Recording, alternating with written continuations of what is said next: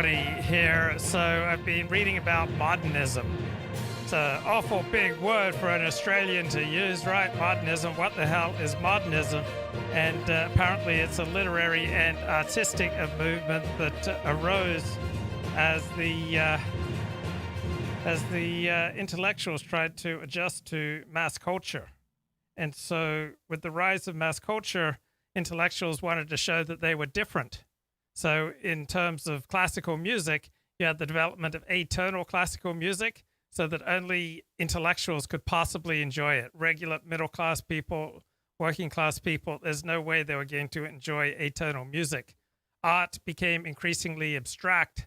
So in Britain, for example, you had a lot more paintings obscured by fog.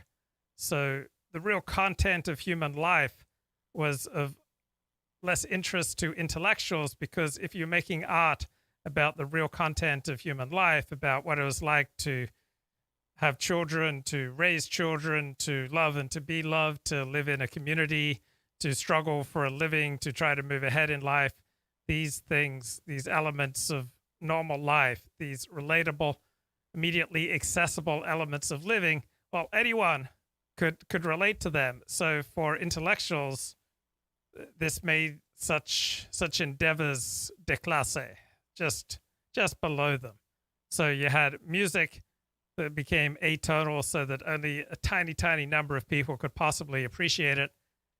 Art that became increasingly abstract and removed from the real concerns of normal human beings. And literature also that became completely removed from the real concerns of human beings. So the pioneers of literary modernism were people like Virginia Woolf, T.S. Eliot, James Joyce, right? These are not people that your ordinary bloke is going to enjoy. So no intellectual malarkey on this stream.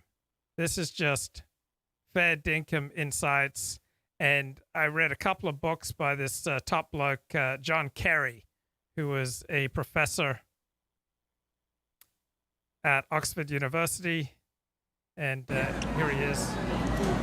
Come on, John, at the Auckland Writers and Readers Yeah, Festival. it's a difficult question, but I think I would choose J.M. Coetzee, the South African author. It's a risky choice because he's said to be very difficult and doesn't really like talking to people at all. But if he was trapped in a lift, he'd have no choice.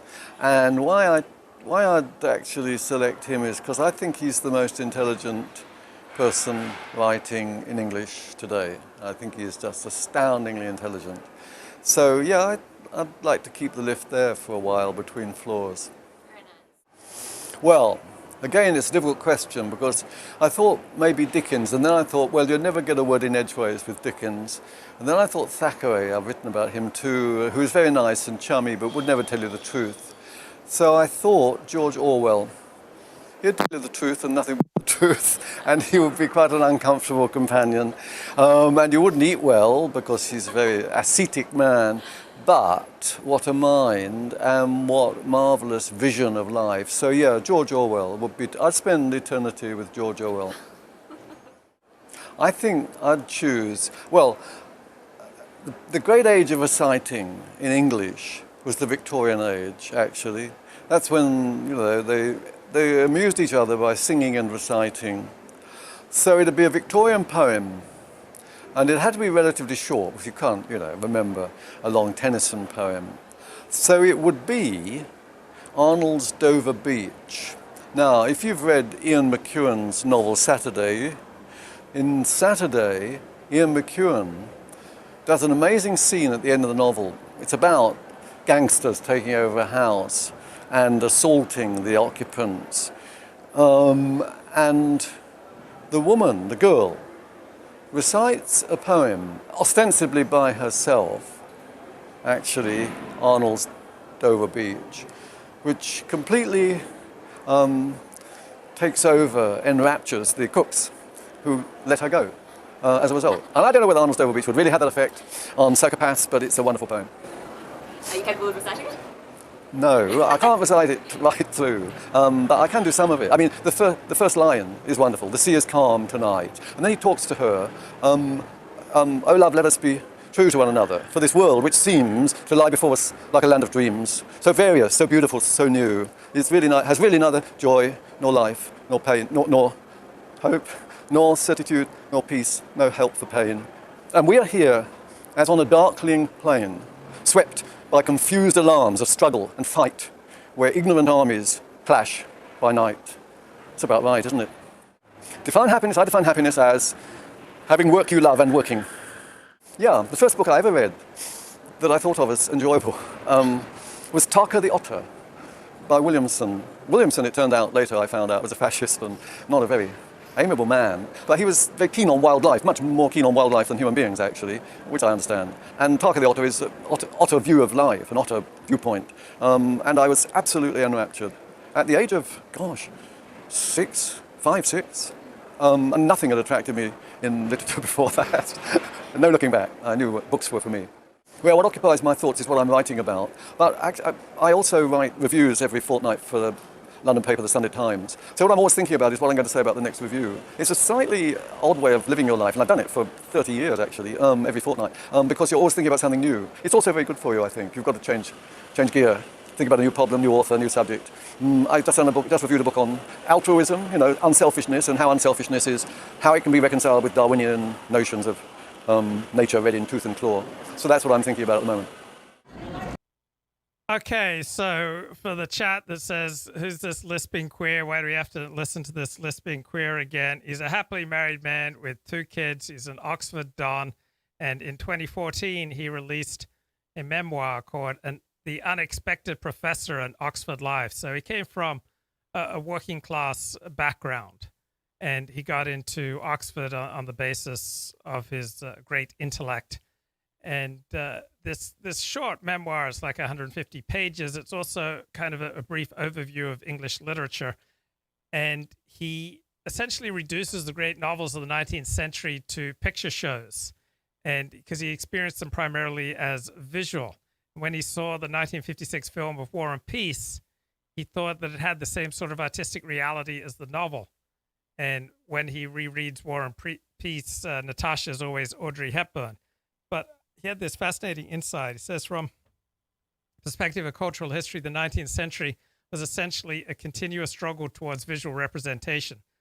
So you had dioramas, daguerreotypes, lithographic newspaper illustrations, and finally photographs and film. So step by step, they all brought camera and the film closer. So it's not surprising that the 19th century's greatest novels strove in that same direction. Now, the big exception in 19th century literature was Dostoevsky, who was far more spiritual, psychological than visual. And I am not a big Dostoevsky fan, and neither is John Carey. The plots don't really amount to much. They're rambling, and it's all sentimental religiosity, particularly in novels like The Idiot. And his 3 favorite writers of the 20th century are D.H. Lawrence, George Orwell, and Joseph Conrad. He says that Conrad was completely different from D.H. Lawrence and George Orwell because Conrad believed in nothing at all. George Orwell believed in socialism. D.H. Lawrence believed in his dark gods. But for Joseph Conrad, all belief was illusory. And he talks about stumbling upon the 19th century novel Vanity Fair by Thackeray. And he was so moved by it, he was so excited by it, that he bought a complete series of Thackeray's novels. And they turned out to be a terrible disappointment because Vanity Fair turned out not just to be Thackeray's first great novel, it was his only great novel. And this bloke, John Carey, he wrote a book on John Donne, the 17th century English poet and cleric. And John Carey's secular and an atheist. And he suggests that we choose our religious beliefs to meet our imaginative needs. So not only do we often choose politics to meet our imaginative or psychological or social or career needs, but perhaps we often choose our religious beliefs to meet our imaginative needs. And it's because they meet our imaginative needs that we choose them.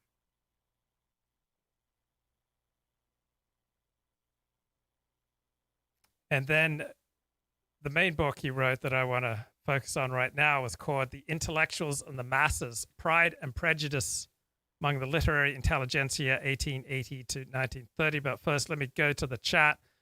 609 says, Luke, why are Jews disproportionately attractive and active in pornography? So this is a weird question because fewer than 0.01% of Jews have anything to do with participation in the pornography industry.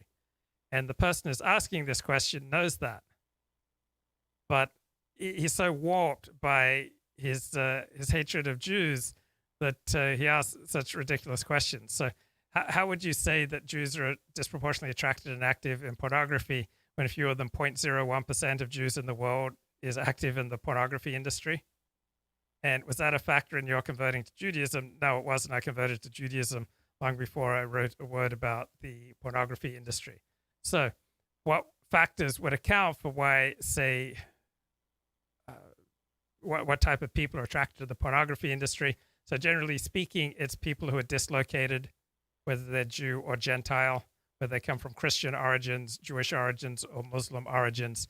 Type of people who are attracted to the pornography industry lack strong ties. If you are close with your family, you're not going to want to shame your family. If you're close with your religious or ethnic community, you're not going to want to bring shame to your religious or ethnic community.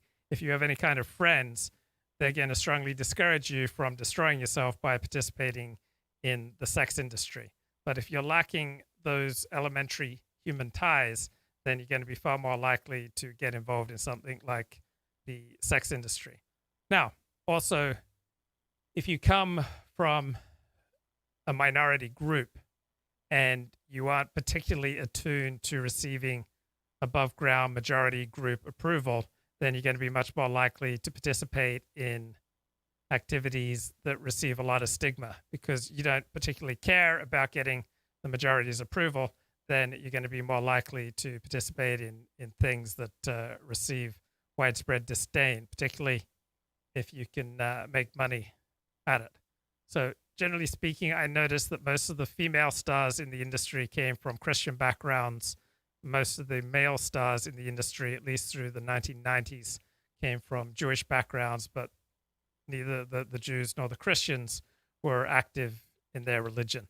One thing about the Jewish religion, Jewish culture, and Jews is that Judaism tends to be much more relaxed about the natural passions. So Jews tend to speak much more frankly about matters of sex, money, power, prestige, and the other natural passions.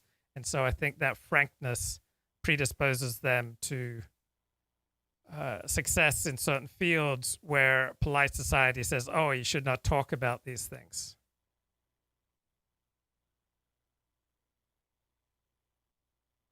And student says maybe they're just really good at what they do, so when they do porn, they do it better than the competition.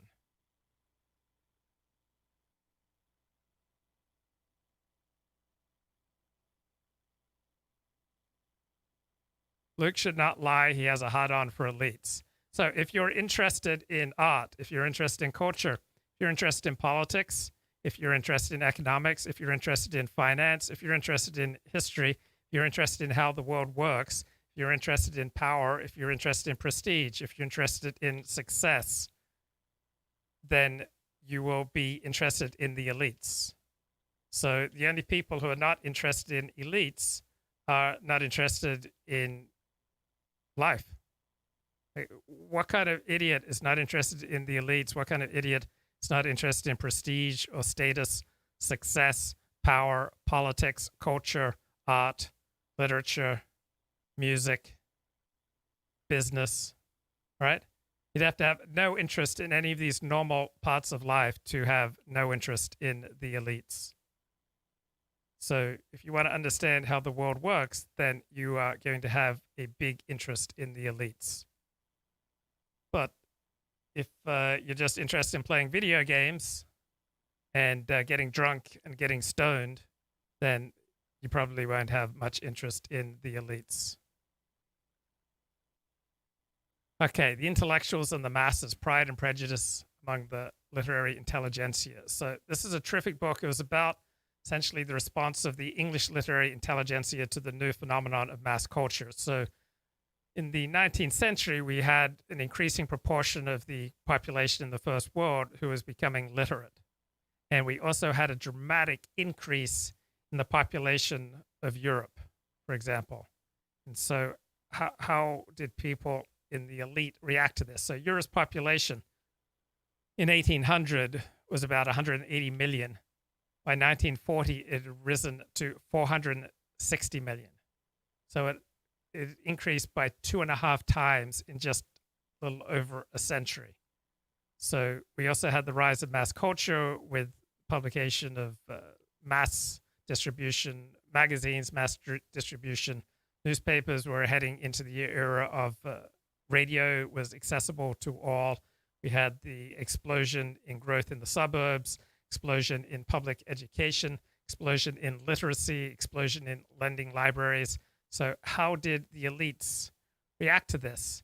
And essentially the modernist movement in literature and art is essentially a hostile reaction to this new literate public created by late 19th century educational reforms. So modernism is essentially, whether it's in literature or in music, was a movement to exclude the newly educated and preserve the intellectual's seclusion from the mass. Now, the mass, of course, is a fiction. There is no mass. It's just a very lazy term for a whole lot of people. So mass and this type of thinking doesn't really come from a cultural, political, or a religious perspective. It's kind of a new term because there's not really a mass. There are people, there are groups of people, and St. Augustine wrote about a damned mass or a mass of perdition or a condemned mass, by which, according to St. Augustine, he means the whole human race, except for the tiny number of elect individuals who God has inexplicably chosen to save. But for the great mass of humanity, they're all going to burn in hell, according to St. Augustine. So this is a well-established Christian precedent for disposing of the surplus mass of humanity by combustion. And according to John Carey, this notion was given practical expression in the 20th century in Hitler's death camps. So I was raised a Seventh-day Adventist, and traditional Seventh-day Adventism held that only 144,000 people would be saved. So billions of people would be destroyed by fire at the end of time. So that's the Seventh-day Adventist perspective. So let's get a little bit more from my main man, John Carey. Poetry is to language as music is to noise. That's to say, music is noise made special so that you want to value and remember it. And poetry is language made special so you want to value and remember it. Of course, I say in the opening sentence, it doesn't always work. Countless thousands of poems have been forgotten. But the book I'm doing is about ones that have not. Yeah, I have a chapter on American revolutionaries, that's right, which has Emily Dickinson and Walt Whitman. They are completely different in lots of ways, but they're both writing a completely new kind of poetry. Both are very exciting poets. Walt Whitman is just astounding. He was a born poet, I think. The use of language is magical, but he expresses a sensibility, as it were, a consciousness, which takes in everything. He expresses an Americanness. He's the first poet to express Americanness. Emily Dickinson, heavens, what a wonderful poet, but completely by herself. No one has, you can't imitate Emily Dickinson. You know, she makes up her own punctuation, her own kind of poetry, her own kind of life. She led a secluded life in Amherst, hardly went out. But thought and thought and thought about life and about death, very much about death. So wrote poems that are, you keep rereading them because you can't quite grasp always what she means. She found a way of using words, as Whitman did, which was completely new, but totally different from him. Yeah, Auden famously said poetry makes nothing happen. However, as I point out, he does actually set an aim for poetry, that the poet must, with his unconstraining voice, teach us to rejoice. If you say poetry makes nothing happen, then you forget that poetry is remembered. Poetry, to a lot of people, is very inner and important. In that respect, it doesn't make the outside world different, but it makes the inner world different, and that's eventually what counts. Would the world be different without poetry? It's like saying, would the world be different without music? It's a good question whether you need to know about poets' lives, and I will always say yes. Well, that's to say, I think that art comes from life, not the other way around. Not a surprising thing to say, but it is often ignored. Where else does imaginative life come from, but from the life you live? Fitting together the biography and the work is enormously difficult, endlessly controversial. Nonetheless, it's real. I think to deny the conjunction is absurd. Where else can it come from but life? So I'm a big fan of literary biographies. I find them endlessly fascinating, endlessly inspiring.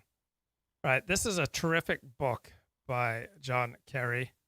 So strongly recommend The Intellectuals and the Masses, Pride and Prejudice Among the Literary Intelligentsia, 1880 to 1939.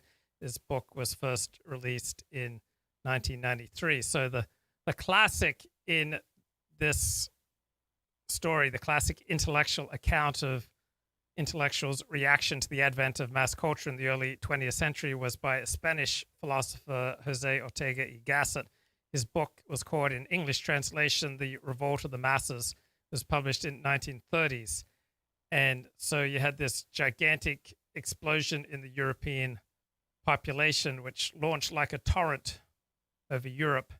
And so the leading intellectuals of the time had great dismay, and it was stunning how many of them explicitly came out for mass genocide. So now someone even hints at mass genocide, and of course they're completely driven out of popular culture.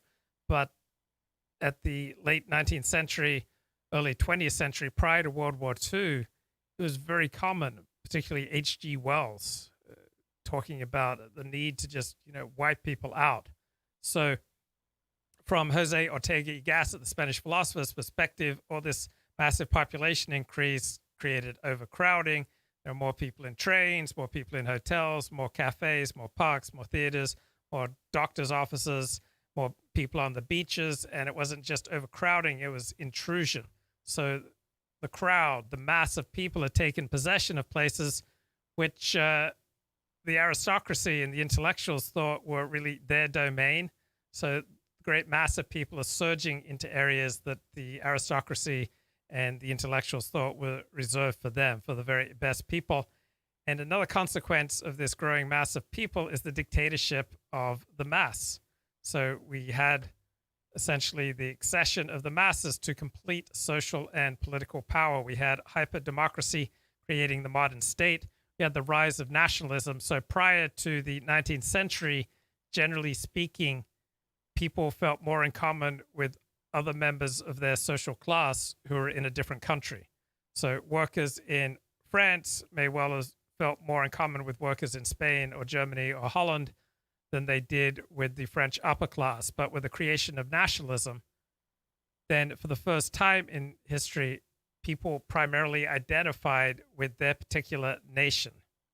So this was a dramatic change in the 19th century, and it was accompanied by the rise of mass education.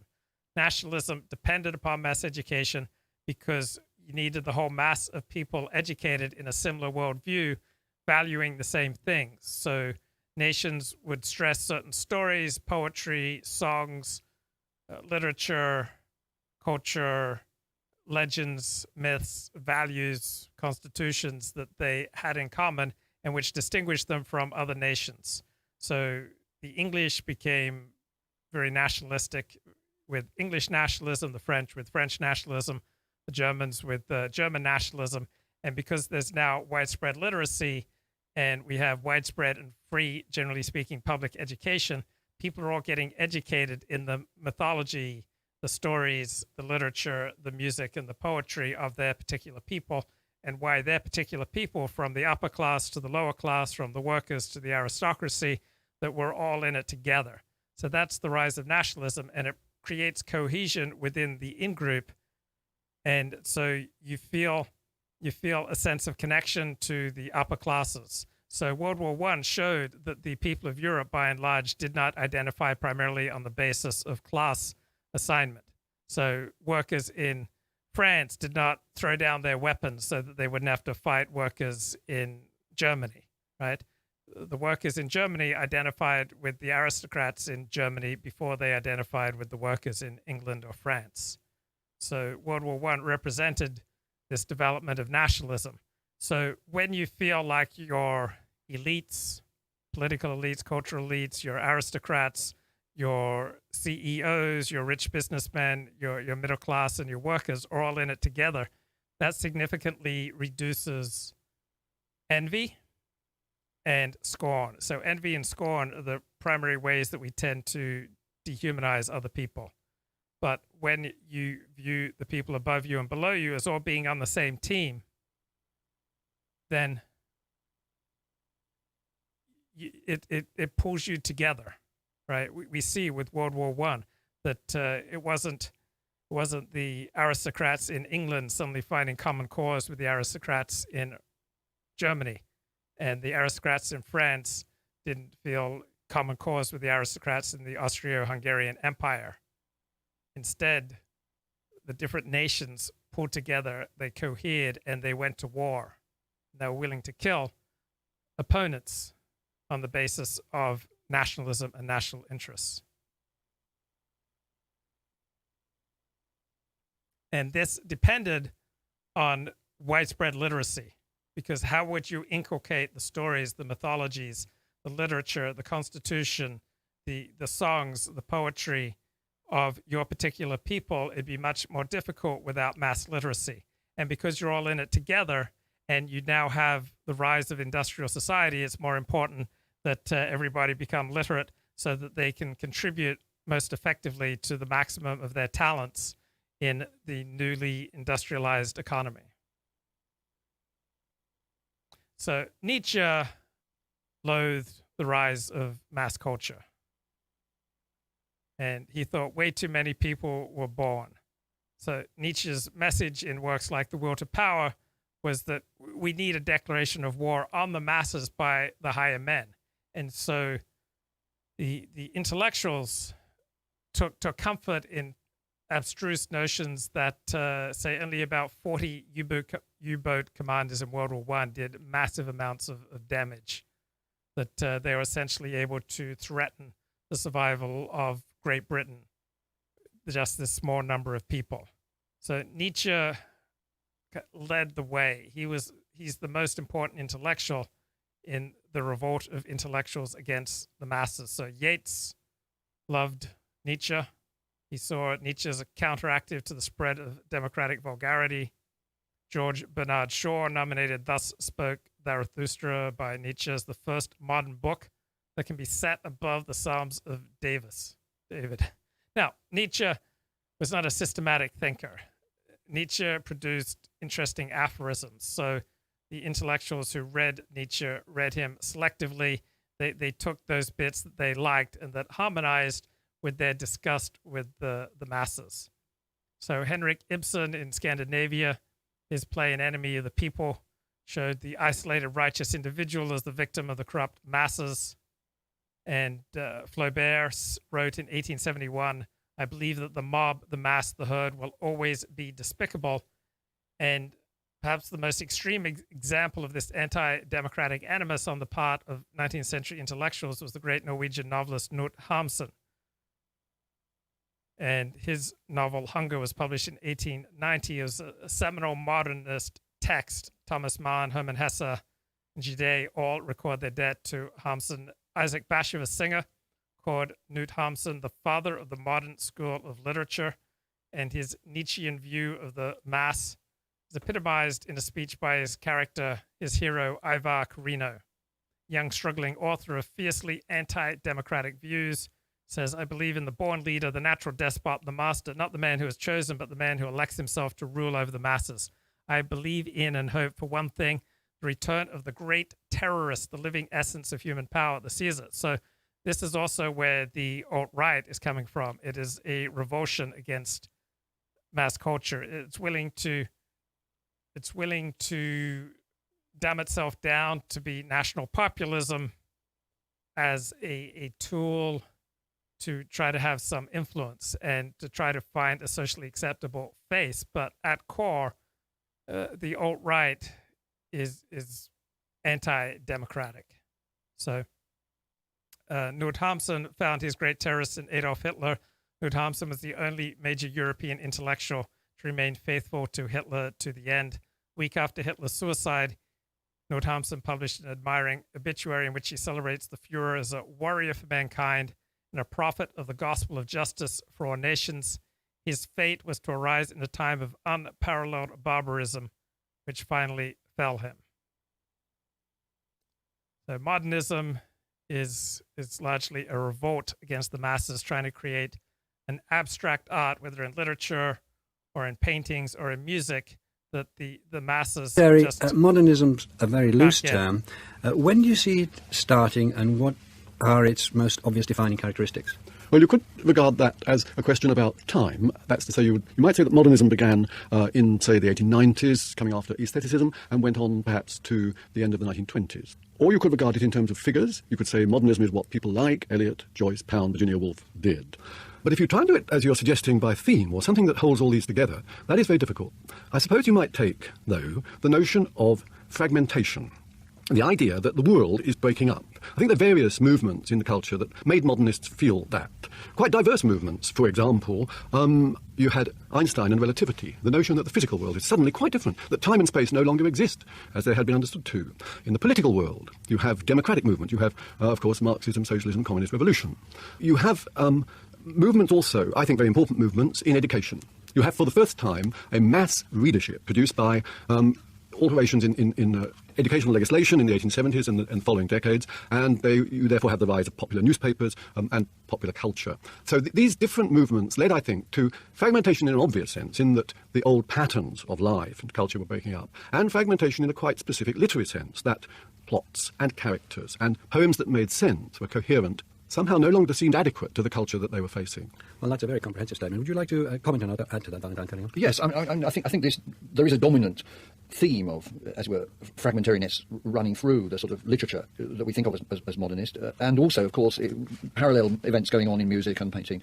I think we have to ask what drives these results in aesthetic product, as it were.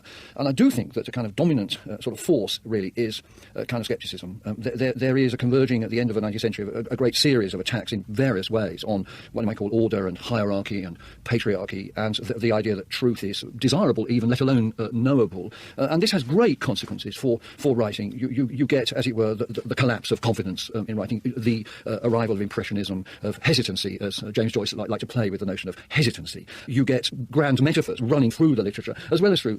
Okay, metaphors that are abstruse and abstract and difficult for average people to understand. So the biggest cultural difference between the mob of the 19th century and the mass of the 20th century is literacy. So for the first time, we have this huge literate public come into being, and they're buying newspapers, they're buying books. The voting franchise is being extended, and the production and dissemination of the printed text has become subject to this new mass revolution. So never before had there been such reading masses, said H.G. Wells. The great gulf that had divided the world hitherto into the readers and the non-reading mass became little more than a slightly perceptible difference in educational level. So George Bernard Shaw saw this sea change dramatically. In 1979, his novel Immaturity was turned down by virtually every London publisher, and he realized that a radical change had occurred in the reading public. The Education Act of 1871, making widespread free public education not just available but mandatory, was producing readers who had never before bought books, nor could they have read the books if they had. So publishers were now looking for people who were not excessively literary, like George Eliot or George Bernard Shaw. They were looking for adventure stories such as produced by Robert Louis Stevenson's Treasure Island and Dr. Jekyll and Mr. Hyde. So George Bernard Shaw then made a conscious decision he would no longer write for an intellectual elite. He wanted to write for the masses. So he made himself by the 1880s the most brilliant and remarkable journalist in London. And it was to cater to this newly literate public that you had mass newspapers, popular newspapers come into being. So in 1896, Lord Northcliffe launched the Daily Mail, the paper with the biggest circulation at the start of the 20th century. And its slogan was, "The busy man's newspaper. So that was a hit at the idea of a leisurely elite. So a newspaper is made to pay. It deals with the interests of the mass of people. And the principle of this new type of journalism was to give the public what it wants. To intellectuals, this sounded ominous because intellectuals believe very much in giving the public what intellectuals want. That's what intellectuals generally mean by education. They're going to tell you what's important. Now we have the rise of popular newspapers, and popular newspapers created this alternative culture which threatened to bypass the intellectuals and to make them redundant. So journalism started threatening the traditional cultural elite, and it took over the function of providing the public with fiction. So journalism, newspapers, magazines reduced the need for novelists. And then we had the explosion of human interest stories, a new kind of journalism. The concept of news was extended beyond the traditional areas of business and politics to embrace stories about the everyday life of ordinary people. So now we had gossip, ballad, broadsheet. We had daily news, giving people the cutting edge human interest stories that they'd formerly had to turn to perhaps novels. Now, among European intellectuals, they hated these new newspapers. The rabble vomit their bile and call it a newspaper, according to Nietzsche. We feel contemptuous of every kind of culture that is compatible with reading, not to speak of writing for newspapers. So, by contrast, the intellectual publications, they took pride in the very small circulation. Like the Criterion, I think, limited its circulation to just 600 subscribers. And T.S. Eliot wrote for the Criterion in 1938. He claimed that the effect of daily and Sunday newspapers on their readers was to affirm them as complacent, prejudiced, and unthinking masses. And cultural arbiter F.R. Leavis, literary critic at Oxford University, carried on some extended campaign against newspapers, and intellectuals particularly loathed advertising. The mass media arousing intellectuals just loathing. It was the cheapest emotional responses: films, newspapers, radio, publicity, in all forms, commercially catered fiction, all offer satisfaction at the lowest level. By contrast, intellectual publications like the magazine Scrutiny had no interest in being popular. They never printed more than 750 copies per issue in the 1930s. So many intellectuals were prepared to write for newspapers to make money, but at the same time, they despised them. So it's just like those who may write for Penthouse magazine in the past because they were paid well, but they weren't particularly thrilled to be in a porn magazine. Evelyn Waugh satirized Fleet Street in his novel Scoop and in Vile Bodies. And for many of the leading male intellectuals at the end of the 19th century, early 20th century, a major problem they had with newspapers and the rise of popular culture was that these new forms of media encouraged women. And so the dominant intellectuals in the late 19th, early 20th century regarded women as shallow, regarded women as distracting men from what's most important in life. And they attacked newspapers, in particular holding female readers responsible for the great new evil of pictorial journalism.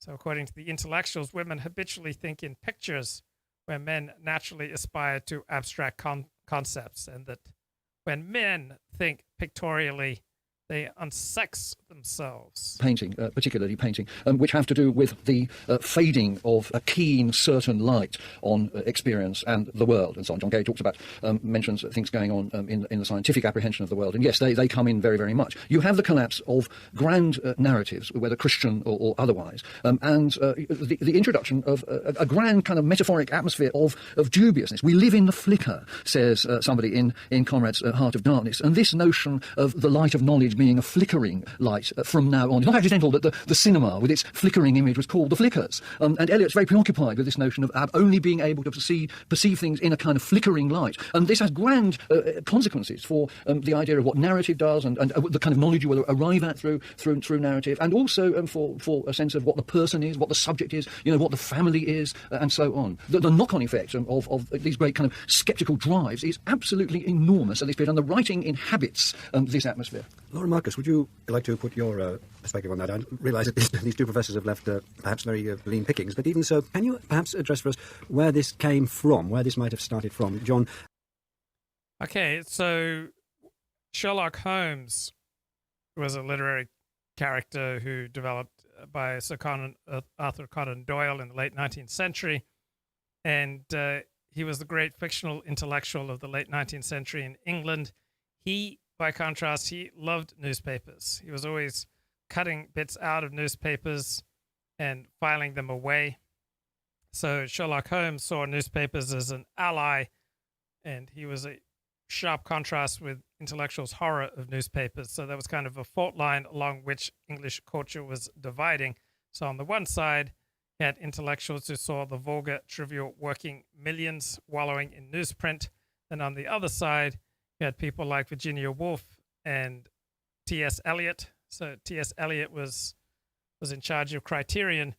In its best days, it had 800 subscribers. You had Oxford literary critic F.R. Leavis.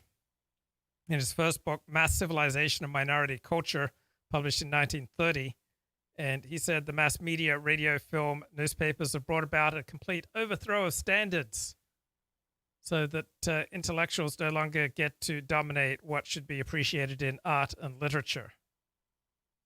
Authority has disappeared, and we've got this ominous new term, highbrow, which is used to designate deviants such as himself. So to the highbrows, it seemed that the masses were not merely degraded and threatening, but also not fully alive. And you see this with a lot of racists, that they think that people of other races aren't fully human. So among, say, white racists or Asian racists with regard to blacks, they think, they're just barely a step above animals. Thomas Hardy, English novelist, wrote in 1887, "You may regard a throng of people as containing a certain small minority who have sensitive souls.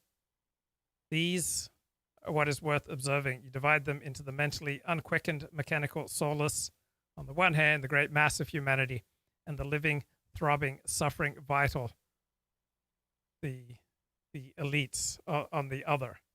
In his famous poem, The Wasteland, T.S. Eliot associates the crowds of office workers swarm across London Bridge with the dead in Dante's Inferno. The crowd flowed over London Bridge, so many had not thought death had undone so many.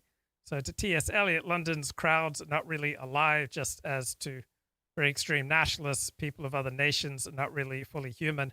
So for extreme Australian nationalists, anyone who's not Australian is not fully human. For strong white nationalists, anyone who's not white is not fully human. It's not easy to recognize the humanity in outgroups. So the natural human tendency is not to recognize the humanity in people who are different. Now, if there's any subject that this show has devoted itself to, it is recognizing the humanity in the different. So unlike all those dissident right streams that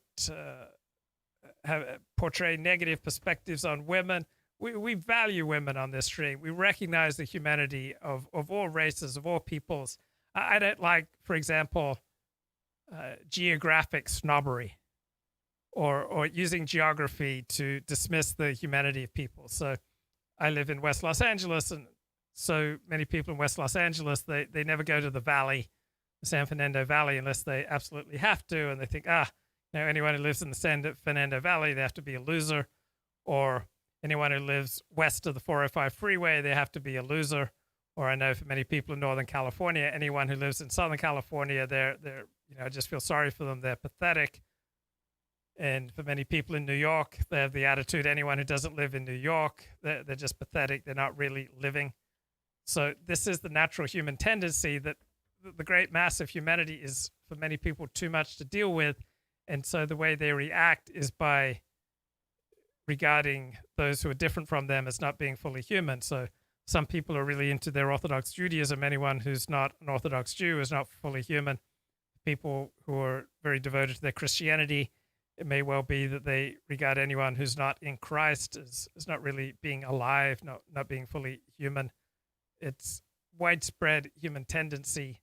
And I try to use this show to challenge that widespread human tendency so that we can recognize the humanity in the people who climb the Himalayas carrying packs for Western adventurers, or recognize the humanity of people in China or Korea, Japan, Nigeria, South America, whether people live in Cleveland or San Diego.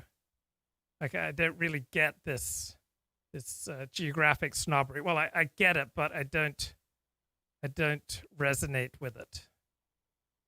To me, it's vulgar to assume that because someone lives somewhere different from me that they are somehow less than human. Carey has mentioned the 1890s and talked about following asceticism. Is there any sense we can get a grip on where this movement, which Valentine Cunningham described in such massive terms, where it was seeded? Yes, I mean, I think one of the things we need to think about is the very term modernism and the way the intense awareness of the new, Pound's war cries make it new, comes from. It comes out of the promise and predicament of being modern. I would take it perhaps further back from 1890 to somewhere around the 1850s. Baudelaire is a key figure for us, and I think we need to be thinking about the cosmopolitanism, the pan-European nature of the movement, as well as the specificity of the Anglo-American modernisms that we might want to go on to talk about. So I think the urban is something that we link with Baudelaire, and the flicker and the flickering and the fleetingness, the passingness of it all is coming up very much out of the new metropolitan experience which these movements are arising out of. We need to think about the avant-gardisms of the late 19th century, of which modernism is one, and modernism in some ways subsumes the avant-garde. But we might also want to think about these specific avant-garde movements, futurism, surrealism, aestheticism, earlier symbolism, and the relationship to that more all-encompassing movement that we call modernism, that shares so many of those features, particularly the questions of rupture and newness. So T.S. Eliot was the dominant poet of the 20th century, and he's not very easy to understand. There are a whole, whole army of academics who study him, but he's quite abstruse and abstract, but very favored by the intellectuals, and largely through his influence. The assumption by intellectuals by the 1930s is that most people are essentially dead. Right? This is how extreme T.S. Eliot's loathing is of the great mass of humanity.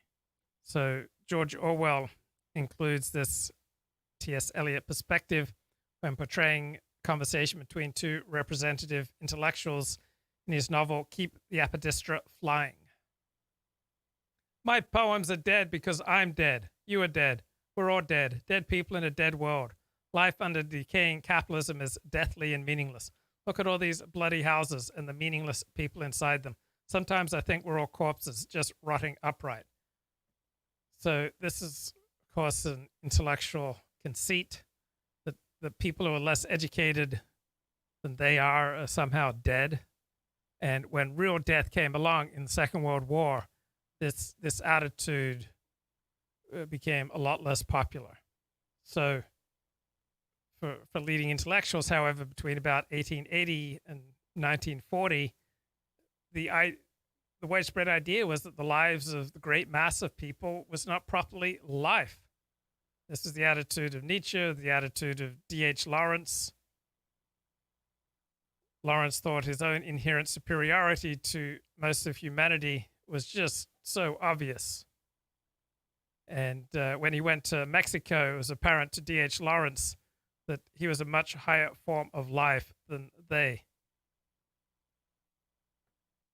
He wrote a novel about Australia called Kangaroo, and he noted the mass of mankind is soulless. Most people are dead, scurrying and talking in the sleep of death. And if most people are dead already, then their elimination becomes easier to contemplate since it will not involve any real fatality because they're already dead. In his work Mornings in Mexico, he feels drawn to the theory that the sun may go out and the whole show will just go bust and bang. He also suggests it'd be nice if God sends another flood and drowns the world. He accepts that in certain historical periods, men must fall into death in the millions, and he regards this as no more dreadful than the fall of leaves in autumn. Given the condition of the modern man, he says, 3 cheers for the inventors of poison gas. So hatred of mankind, the wish to exterminate mankind, was associated in D.H. Lawrence's mind with cleansing and being happy. To hate mankind, that is the only cleanliness now, he writes in 1917. the old, the sick, the suffering, were particularly ripe for extermination. According to D.H. Lawrence, Nietzsche said, great majority of men have no right to existence but are a misfortune to higher men. So Nietzsche is the most influential philosopher among the alt-right. So widespread perspective on the alt-right is that really only aristocrats have the right to rule, have the right to have their voices heard, and really have the right to existence. And so anyone who recognizes the truths of the alt-right, he must be a natural aristocrat. But the great majority of people, they just have no right to existence. They are just a misfortune to higher men. So Nietzsche blamed the corruption of the European races on the preservation of sick and suffering specimens. Breeding of the future master race will entail the annihilation of millions of failures. Actual method is generally left vague in both Nietzsche and Lawrence, but in a 1908 letter, D.H. Lawrence explained how he would dispose of society's outcasts. If I had my way, I would build a lethal chamber as big as the Crystal Palace with a military band playing softly and a cinematograph working brightly. Then I'd go out in the back streets and the main streets and bring them in, all the sick, the halt, and the maimed. I would lead them gently, and they would smile me weary thanks, and the band would softly bubble out the Hallelujah chorus in his lethal chamber. So maybe his interest in poison gas gives you an idea of the leanings of D.H. Lawrence, how he would deal with the great majority of humanity. And a kind of revolutionary aesthetic. There's a self-consciousness about people at that time which is remarkable in its exactness, in a way. Virginia Woolf says, on or about December 1910, the world had changed. Now, we know she's talking about an exhibition, but even so, she was onto it, as so many of them were, that things really were changing for them as artists radically. Could you refer to the Virginia Woolf remark? Yes, I mean, I think what she says is, on or about December 1910, human character changed, and I think it's important that she's actually thinking about the change in the world climate through the notion of the subject, through the notion of subjectivity, and I really do think we need to think about modernism very broadly as a kind of new way of thinking about what it means to be human. This is something Valentine talked about. So Woolf is trying to get at a changing an identity, which he actually does through the idea that the cook is now going to come up to the drawing room and ask you to borrow your copy of the Daily Herald, interestingly the popular cultural reference. So she's seeing class shift as fundamental. That remark is also linked to the fact that it may refer to the first post-impressionist exhibition, which had brought in new ways of seeing, new ways of perception. So class, subjectivity, perception, all coming together in that remark. But I think it's all... Okay, David sent along a link That is here. throwback. There's nothing Hanukkah about that. I mean, I like the Yali Diallo song made by the book. Yeah, I think Yali Diallo. Yeah. That one? Yeah. Sure. Go ahead. I mean, I do have a good voice, but I haven't Please sing for us, out. It's a Zost Hanukkah stream. Now or never, man. It's Zost Hanukkah. You don't have to. Give us But, if you have been saving the time to sing, Zost Hanukkah is it. Paul Vai gave us something. All right. Yale, Veyavo, Veyaki, Veyratse, Veyratse, Vishama, Veypake, Ishma Veypake, Zikronane. I have a sitter.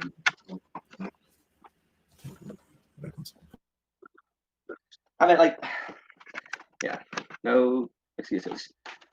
All right. Okay, I have no idea why you wanted me to play that excerpt, David. It added nothing to the show. Back to this terrific book on the intellectuals and the masses by Oxford Don John Carey. So Nietzsche and Lawrence thirst for annihilation that will cancel not only the human race, but themselves as well. D.H. Lawrence wrote to E.M. Forster in 1916, feeling gladdened by the prospect of mass death in World War I, and that World War I will wipe out all the hordes of mankind. He adds, I think it'd be good to die, because death would be a clean land with no people in it, not even the people of myself. And Evelyn Waugh told readers of the Daily Mail in 1959 that nuclear war did not worry him. He saw nothing objectionable in the total destruction of the earth. Now, many intellectuals believed in eugenics, that this would be a way to discourage, prevent the reproduction of inferior breeds of people, and would avoid the danger of human degeneration. So eugenics gets a bad name because the Nazis practiced eugenics, but eugenics was much more practiced in the United States and in Northern Europe than it was by the Nazis. So when you were selective about choosing a partner with whom to have kids, you were practicing eugenics. But obviously, that there are ways of talking about eugenics and practicing eugenics that are horrifying. So W.B. Yeats developed a keen interest in the potential of eugenics, which was stimulated by his reading of Raymond Cattell's book, The Fight for Our National Intelligence, published in 1937. Passing of a eugenic sterilization law in Germany in 1933 had alarmed some moderates in the eugenic society, but Cattell congratulates the Nazis on being the first government to adopt sterilization of the unfit as a means to racial improvement. Well, the United States did this too. There was a Supreme Court ruling in the 1920s that 3 generations of imbeciles are enough. And so the United States and Northern Europe did more forced sterilization than did Nazi Germany. So Yeats was quite sympathetic to fascism and to Nazism. In his book On the Boiler, published in 1939, he believes that the principal European nations are all degenerating in body and mind. But the evidence for this has been hushed up by the newspapers lest it harm circulation. Well, we are steadily becoming less intelligent since about 1850. So from about 1200 until 1850, in Europe, we were steadily becoming more intelligent. The more intelligent people had more children. After the Industrial Revolution and the development of a welfare state, the less intelligent started having more children than the more intelligent. So Yeats noted that innate intelligence can now be measured, especially in children, with great accuracy. This is true. Tests prove that it is hereditary. I don't know if tests prove that, but common sense suggests that it is hereditary. Generally speaking, good-looking children come from good-looking parents. Generally speaking, intelligent children come from intelligent parents. Generally speaking, athletic children come from athletic parents. Yeats note, you could take a group of slum children, give them better food, light, and air, and it would not increase their intelligence, and that education and social reforms are hopeless as improvers of the breed. Sooner or later, we must limit the families of the unintelligent classes. This is the more urgent because these classes are breeding so rapidly, and that's true. Since 1850, the least intelligent members of society have had more children than the more intelligent. Yeats noted, since about 1800, the better stocks have not been replacing their numbers, while the stupider and less healthy have been more than replacing theirs. And the results are already apparent in the degeneration of literature and newspapers, and in the inferior people even who are going to Oxford University. So improvements in agriculture and industry and with the welfare state are supplying everyone with the necessities of life. So previously, prior to the Industrial Revolution and the rise of the welfare state, all sorts of people were not able to survive. Now, after the Industrial Revolution and the welfare state, people who previously would have died young are not only living to a longer age, but they're also having children, and so passing on their defects and lack of intelligence to the next generation. According to Yeats, it will become the duty of the educated classes to seize and control essentially the necessities for putting a check on the reproduction of the less intelligent. The drilled and docile masses may submit, but a prolonged civil war seems more likely, with the victory of the skillful riding their machines as did the feudal knights their armored horses. So Yeats is cheered that during World War I, Germany only had 400 submarine commanders, and that 60% of the damage to shipping that they did was the work of just 24 men. So Yeats and many intellectuals saw that just a few educated people have the potential to massacre tens of thousands. And so maybe that the skilled will be so powerful that civil war may not even break out. The skilled will attempt nothing. European civilization saw the triumph will accept decay. So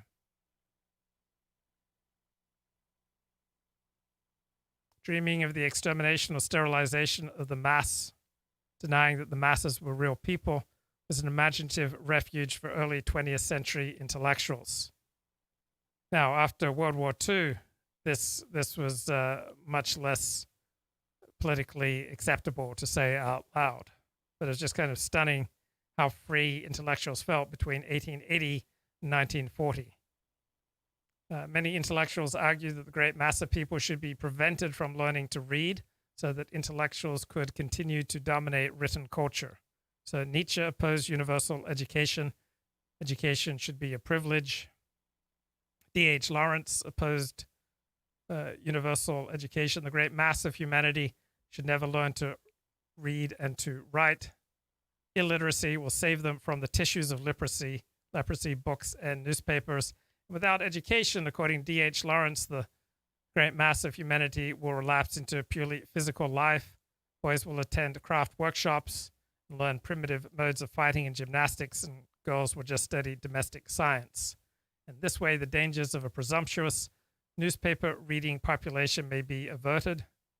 T.S. Eliot also is not a big fan of universal education. He said it will lead to barbarism. There is no doubt that in our headlong rush to educate everybody, we are lowering our standards, destroying our ancient edifices to make ready the ground upon which the barbarian nomads of the future will encamp in their mechanized caravans. According to T.S. Eliot, there are way too many books published. It's one of the evil effects of democracy. Too many people have the ability to read books, to purchase books. We have too many colleges, too many universities. He wanted a revival of the monastic teaching orders. Students should return to the cloister where they will be uncontaminated by the deluge of barbarism outside. And by barbarism, he means chiefly radio, films, and mass newspapers. It's also linking to something which is true in rather more narrowly literary terms about the novel, which is massive investment in how you represent character and subjectivity and identity, which of course takes us back to Ulysses as a prime example of the shifting, mobile boundaries of what it means to be a self. Can we talk about the technique, that how modernists define themselves, John Carey, and how they knew that they were about something new, and how they took that self-consciousness into their work, perhaps with Ulysses as an example, or Lawrence, or wherever you want to go? Yes, well, I think you see that the answer to that question quickly takes us into the difference between these various figures called modernist. Now, Law talks about that famous remark of Virginia Woolf, human nature changed, human character changed, because of the post-impressionist exhibition.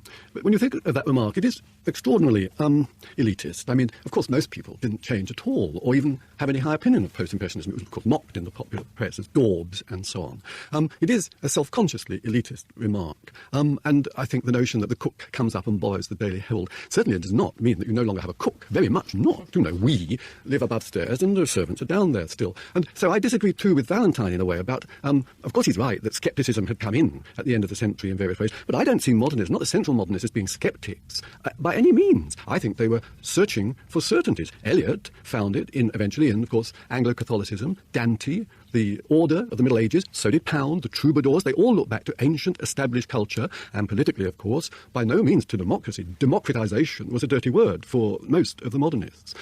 So that though skepticism was there, they resisted it. Though democracy was there, they felt it to be alien.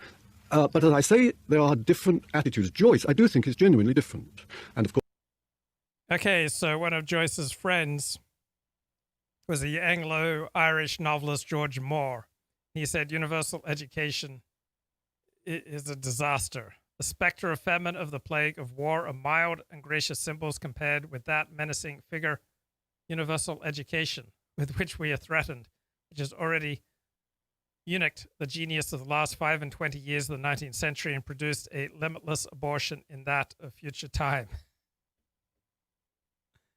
Huxley said universal education has created an immense class of the new stupid.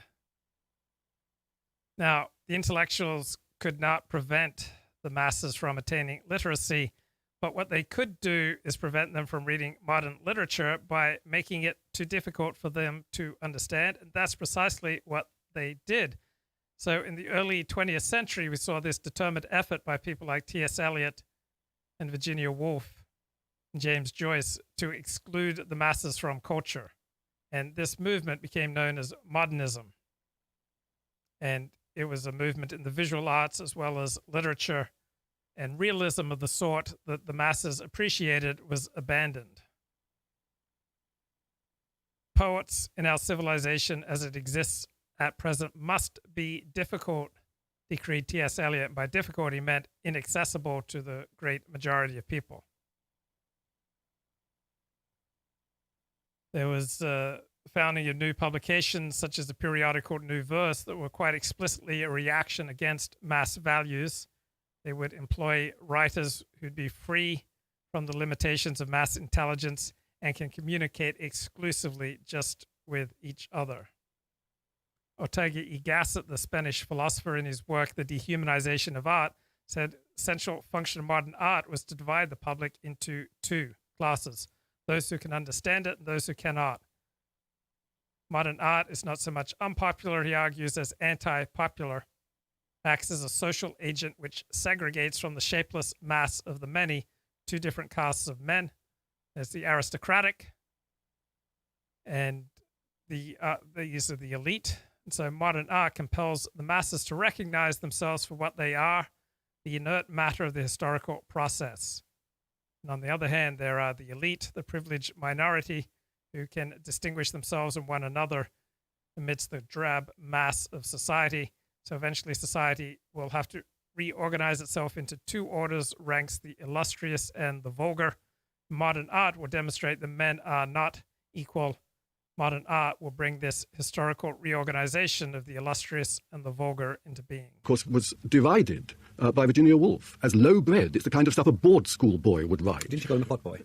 I think it was, well, you may have called him a pot boy. I think certainly a board school boy, and how embarrassing it was. The kind of thing you'd expect from a self-taught man, and how we know all how raw they are and so on. That kind of snobbish reaction to Joyce, I think what it signals is how different Joyce was. The thing we haven't mentioned yet is, of course, Freud and Freudianism, and that was enormously influential in the way people regarded the human mind. It links to Valentine's point about the flicker and how the human character, as it's previously been understood, breaks up, and that's partly Freud. And in Joyce, he's following that, of course. He's trying to be real. He's trying to follow a human mind into areas where fiction has never followed it before. When you see Bloom on the lavatory, Bloom masturbating at the scene with Gertrude McDougal, these are deliberate attempts to open up literature to life, very much resisted by most of the modernists who thought it indecent. So I think we do come up here against differences between what we call modernism. I have problems, of course, with that. I have problems with that way of putting it, at least quite so starkly. But I do agree very much that we have to see differences. And we must see, as it were, developments over the period. I stick by the notion of grand skepticisms being very important as originators of what we think of as modernism. But of course, a key thing across the ages is that there's never such a thing as a belief vacuum. And what you get is, of course, the abandonment or the shaking of old mythologies, but instantly the kind of rushing in of new ones. And the thing that becomes pretty clear is that within a few years of what we might call modernist developments, in other words, I think very shortly after the First World War, you get in a kind of, perhaps even before that, a kind of grand re-mythicization. I mean, one shouldn't forget that Eliot, when he reviewed Ulysses in a famous essay called Ulysses, Order and Myth, he said, we've come to the end of what he called the narrative method, and what the time is now auspicious for what he called the mythical method. And then he rambled on about Fraser's Golden Bough and psychoanalysis and so on, and he brought in Yeats and so on, and that was a very key sort of thing to think of Yeats. And when you think So how were the intellectuals going to separate themselves from the masses? How are they precisely going to change the nature of their art? How are they going to change the nature of their literature? How are they going to change the nature of their poetry, their novels, their paintings? Well, by a deliberate process of destroying the human, dehumanization. So the masses seek human interest in art. They seek identification with human emotions and human sensibilities and human concerns. So, for example, they seek the passion and the pain of the man behind the poet. They don't want just purely aesthetic exercises. They don't just want purely theoretical, abstract exercises. They want to connect to real human emotions. So to create art that does not appeal to the great mass of people, to create art that proves the inferiority of the great mass of people, you need to create art that steps away from human emotions, from the grieving and rejoicing of human destiny, but step away from preoccupation with human content to preoccupation with aestheticism. So what is proper and true in art becomes quite arbitrary and it cannot be supported by rational argument. What is essential is that the great mass of people cannot appreciate it. So it has to be abstract and removed from the most commonly accessible human motivations. So we have the rise of the theory of the avant-garde. So what is truly meritorious in art is seen as the prerogative of a minority, the intellectuals. And the significance of avant-garde art is directly proportionate to its ability to outrage, mystify, and to puzzle the masses. So people like E.M. Forster depict the effort of the great mass of people to acquire culture as ill-advised and unsuccessful. And you see a lot of these early 20th century novelist intellectuals, they have a great disdain for tinned goods. Anyone who eats tinned goods is a lower type of person. And they also have great disdain for clocks. So we have a rise of clocks with the industrial age, and they're usually depicted as physically deformed. They may have one shoulder that's higher than the other. They may have a curved spine. They may have various slumps or tics or various physical deformations. Now, what these intellectuals didn't realize that the ordinary man, just as much as the intellectual, needs Alexander technique, right? The Alexander technique, you can let go of everything you think you know, because all your ideologies and strongly held beliefs, they always express themselves in increased muscular tension. But when you let go of everything that you think you know, you can let go of that unnecessary muscular tension, that the spine will lengthen, the back will widen, the breathing will come easier, the face will release its unnecessary tension around the lips and around the eyes and around the forehead, and humanity will be freed from the tyranny of its unthought through, unconscious, destructive, interfering muscular tension patterns. Now, we're just talking about Leopold Bloom, the protagonist of James Joyce's Ulysses, and he is a clerk, essentially. He's not a literary intellectual. The only book we see him buy is called Sweets of Sin. His only interest in the statue of Venus is examining the private parts. You see him sitting on the toilet reading the popular newspaper Titbits. His job is canvassing advertisements for newspapers like the Evening Telegraph. So he's a very common man. But by the end of Ulysses, we know Stephen Bloom more thoroughly than any character in fiction has ever been known before. We know his secrets. We know his intimate memories. We know his half-formed thoughts. We know his erotic fantasies. We watch him perform bodily functions that have previously been completely excluded from fiction. We know his unspoken griefs over the death of his son, over his father's suicide. We know his height, his weight, and the date on which he last had intercourse with his wife. So in Ulysses by James Joyce, is the masked man redeemed? Is James Joyce the one intellectual who atones for the Nietzschean contempt for the masses?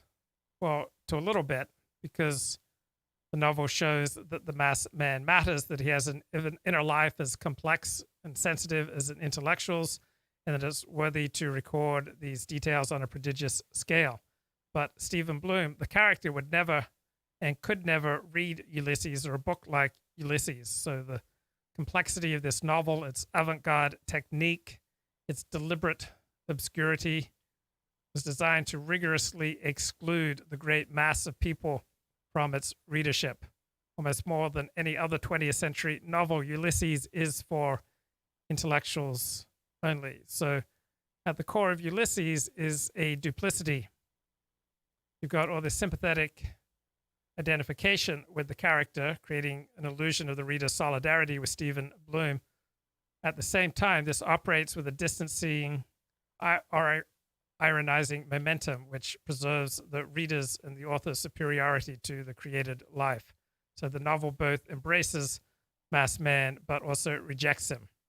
Masked man is deliberately expelled from the circle of the intelligentsia, who may contemplate him and judge him the same way that you may contemplate or judge, a beetle. You may look at a group of insects in a cage, and you might say, "Oh, you're all very interesting." Think of what happened very quickly in the 20s is that Yeats and Wyndham Lewis and T.S. Eliot somewhat, Ezra Pound definitely, Lawrence definitely, they move, they're attracted towards the new mythicization, and particularly fascism. I mean, they embrace fascistic ideas. You can't live without a myth, you see. But can we talk, just to define modernism for another moment or two before moving on to develop it a bit, do we have evidence of, John Carey mentioned Freud, and the 1900, the great book of Freud, do we have evidence, and Virginia Woolf's, as it were, her part in the Hogarth Press, translated and published Freud in this country. Do you have evidence that Freud was read by modernists, was seized on by Joyce and Virginia Woolf and Lawrence and so on, and the ideas were specifically? I mean, I'm interested in how ideas get there, where they come from, and how can we really track them passing through? Or is it And question in the chat, was I circumcised when I converted? Well, I was circumcised when I was born.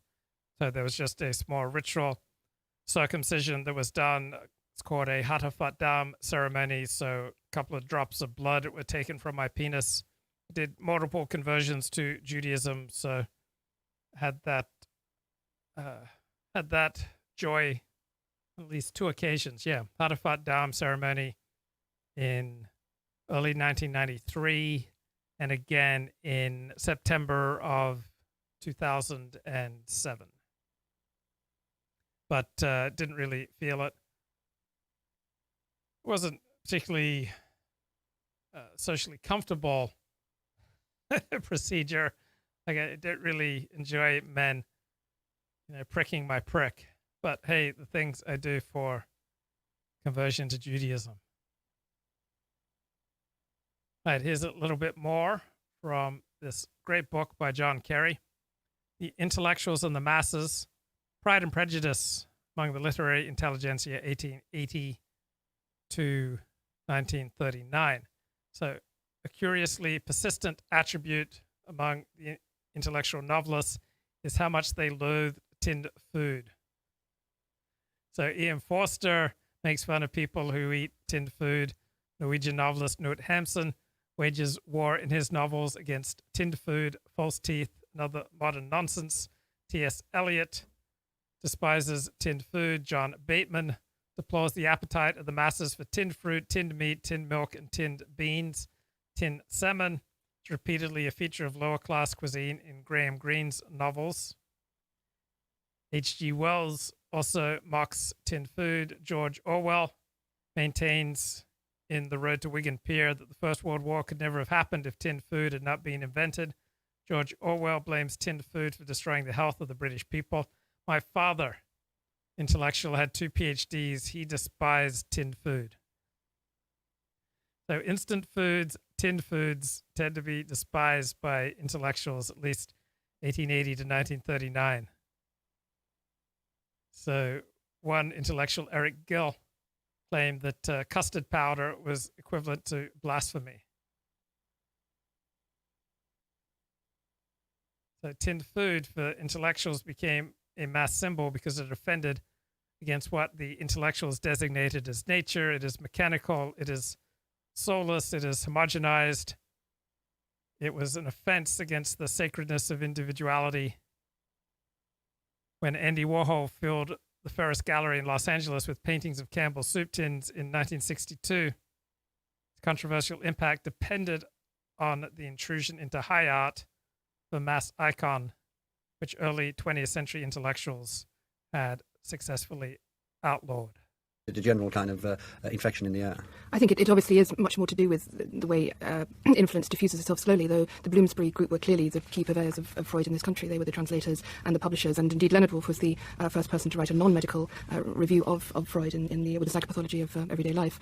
Woolf claims not to have read Freud until nearly the end of her life in the late 1930s, and the term that struck her most when she read Freud was indeed ambivalence, which seems to me something we could use to sum up modernism more generally. But there is ambivalence and oscillation and vacillation in Woolf's writing, as in so many of the modernists, from so much earlier on that I don't think we take the date of her literal reading of it as indicative of the influence upon her. It is, of course, very interesting that she was packing the books of Freud in the Hogarth Press, probably sitting on them to write her novels, at the same time as she was claiming not to have read them. Lawrence obviously has a key debate with Freud in Fantasia of the Unconscious. So the chat says tinned food is devitalized and should not be eaten. I think that's primarily an aesthetic judgment. So obviously there's going to be advantages to fresh food, but everything in moderation. Like if you put some canned beans on your salad, or if canned food, tinned food is just one aspect of your diet, it seems insane to see this as particularly devitalizing. There's no scientific or health basis. It's an aesthetic judgment that somehow always that fresh food is always better for you. Well, yeah, a lot of the time fresh food is better, but also tinned food is often more convenient. Fresh food requires, constantly going out to the grocery store or constantly having it delivered. It's an inconvenience. Usually takes more time to prepare. Generally speaking, not going to be as filling. Everything has its place.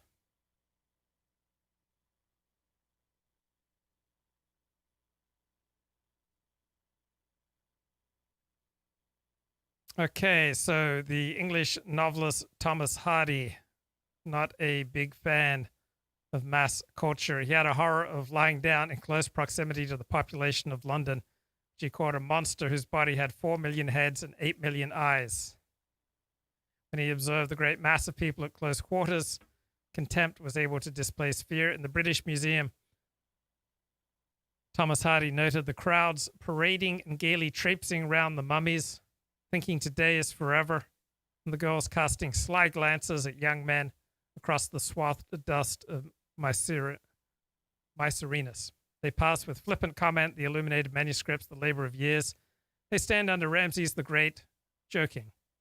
Democratic government may be justice to man, but it will probably merge in proletarian. When these people are our masters, it will lead to more of this contempt and the utter ruin of art and literature. Conscious and other works. I think he found Freud much too rationalist and too materialist and insufficiently interested. He thought he was too interested in sex in some ways and not enough interested in bodies. Whereas Freud thinks of the unconscious as actually evil. It's repressed, and it must be repressed for civilization to happen. Lawrence thought quite the opposite. Of course, it must be let out to destroy the old civilization and make a new one. And as for new mythologies, of course, that's true too. But what one has to remember is that some of the new mythologies were deliberately chosen because they were exclusive. I mean, Yeats, a figure we haven't mentioned so far, of course, went over to Hermeticism, Theosophy and so on, and prized it particularly because it shut out the majority, the mob, the rabble. It shut them out, and indeed Yeats believed they should be destroyed. Yeats wrote on the boiler towards the end of his life, there ought to be a war between the intellectuals and the masses would be destroyed. He said the intellectuals would win. He used an analogy of the U-boats, the German submarines that had managed to destroy a huge amount of English shipping because they were cleverer and more technically educated. That's what it would be like. The mob would be wiped out, Yeats said. Well, let's come to one of the core sentences, or one of the provocative sentences in your book, The Intellectuals and the Masses, which ruffled a few feathers. Please do. Yeah, so The Intellectuals and the Masses is the book that I'm basing most of the show on.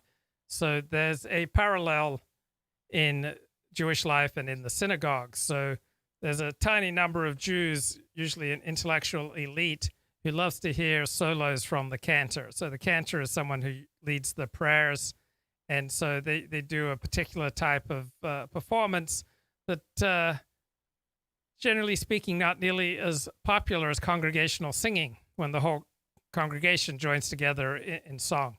So congregational singing is much more popular, but for a tiny number of intellectuals, the cantorial solo is regarded as superior. So most Jews have a much better time when they go to synagogue and there's a lot of congregational singing. But for the dominant Jews who oversee the operation of synagogue life, it's usually put much more of a premium on the much less popular cantorial solo. So Thomas Hardy, right, he despised the masses. He thought they were going to lead to the utter ruin of art and literature. And Nietzsche had a similar perspective. These intellectuals saw themselves as, greatly superior to the great mass of humanity, and they wanted to create images and literature and poetry and art that would affect the domination of the elites over the masses. So Nietzsche's most common image for the great mass of humanity was just a dumb herd of animals, or He saw most people as being akin to a swarm of poisonous flies, or they're just like raindrops or weeds ruining proud structures. So T.S. Eliot, not a fan of communal singing.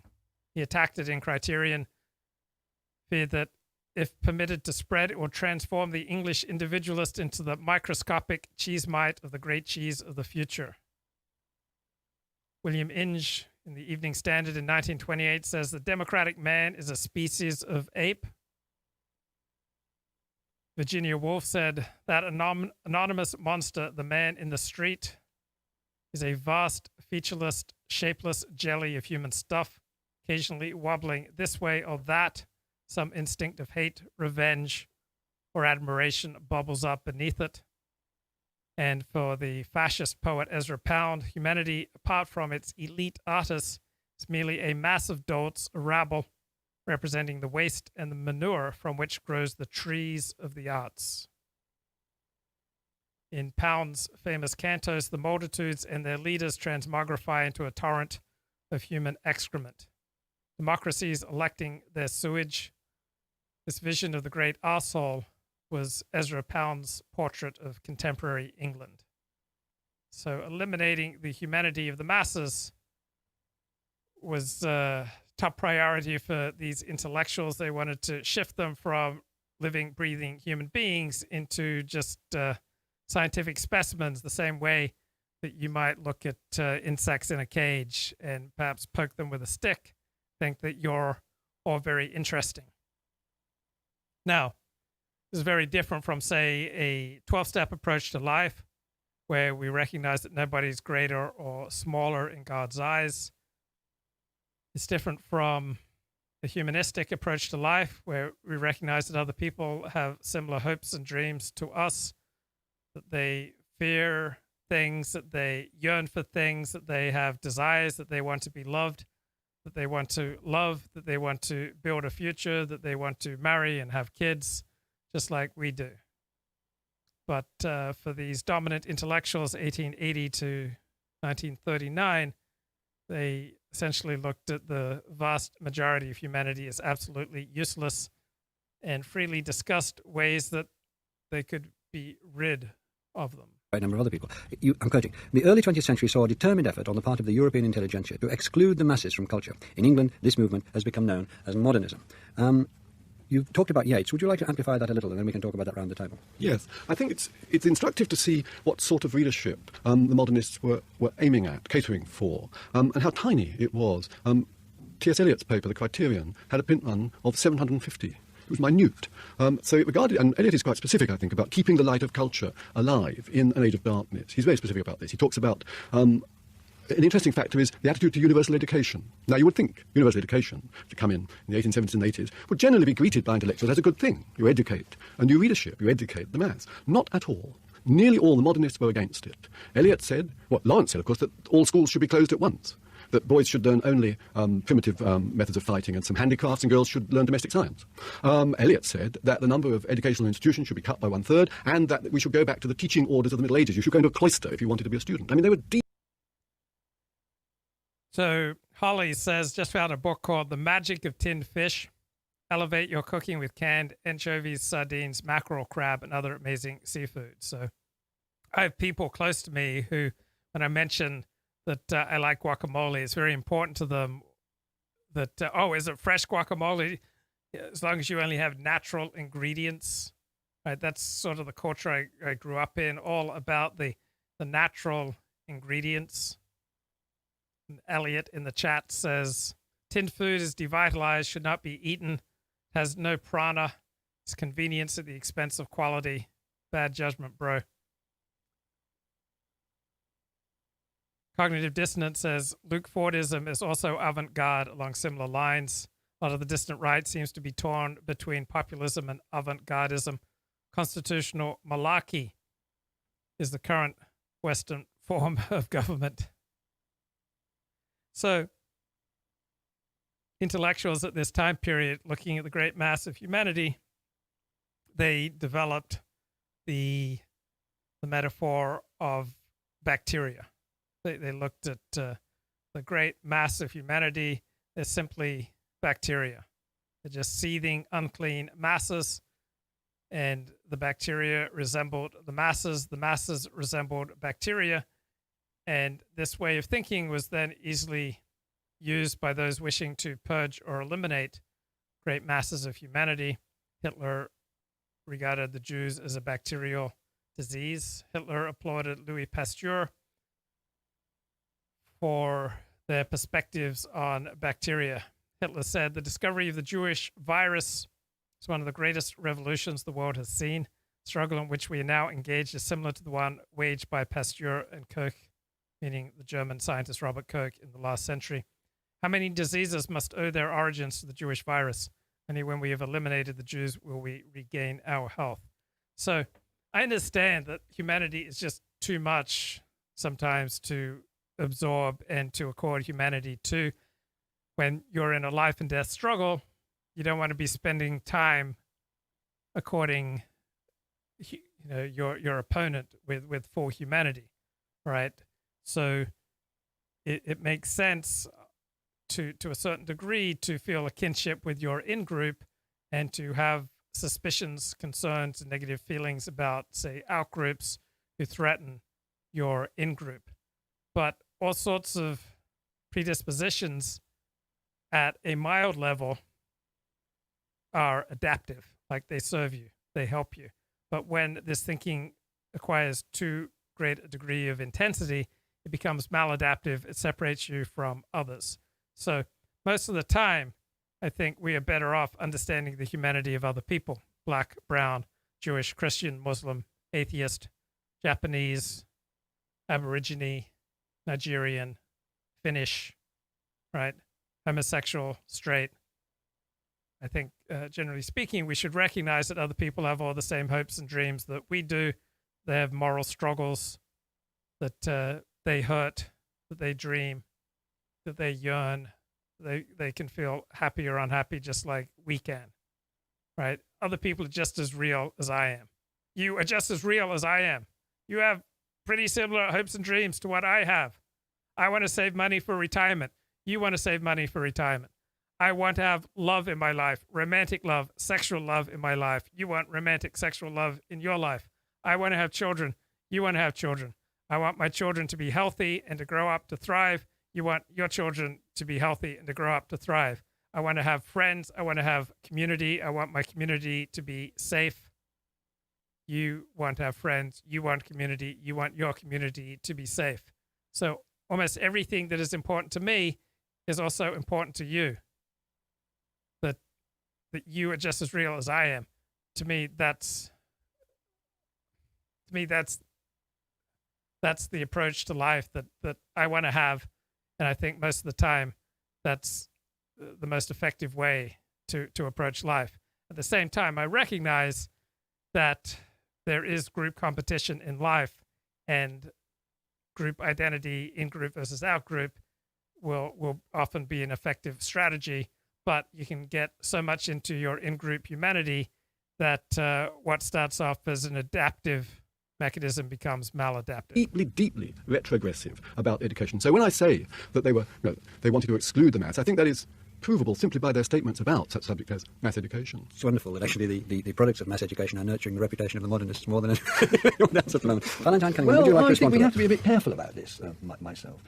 We have to acknowledge definitely kind of elitist groups and elitist-minded persons and artworks, and the massness of the time. And somebody like Wyndham Lewis, for example, who espouses fascism, writes the first book in England admiring of Hitler, for example, he is deeply preoccupied. We live in an era of the masses. He's obsessed by that. And one reason why people embraced, it seems to me, fascism was that was a political movement which, as it were, explained or coped with or could deal with the massness of modernity. But there are other things you could do, and one of the things we have to take into account is, for example, the attraction towards communism as well as towards fascism, and particularly, say, in the case of Virginia Woolf, her interest in the Labour Party. I mean, she, and then they go to Labour Party conferences, she conducted evening classes at Morley College, she addressed addresses the Workers' Educational Association. She goes to meetings and writes for groups of working women and so on. I mean, she is curiously very conscious of her privilege. She said, I've never stood with my arms up to the elbows in a wash tub.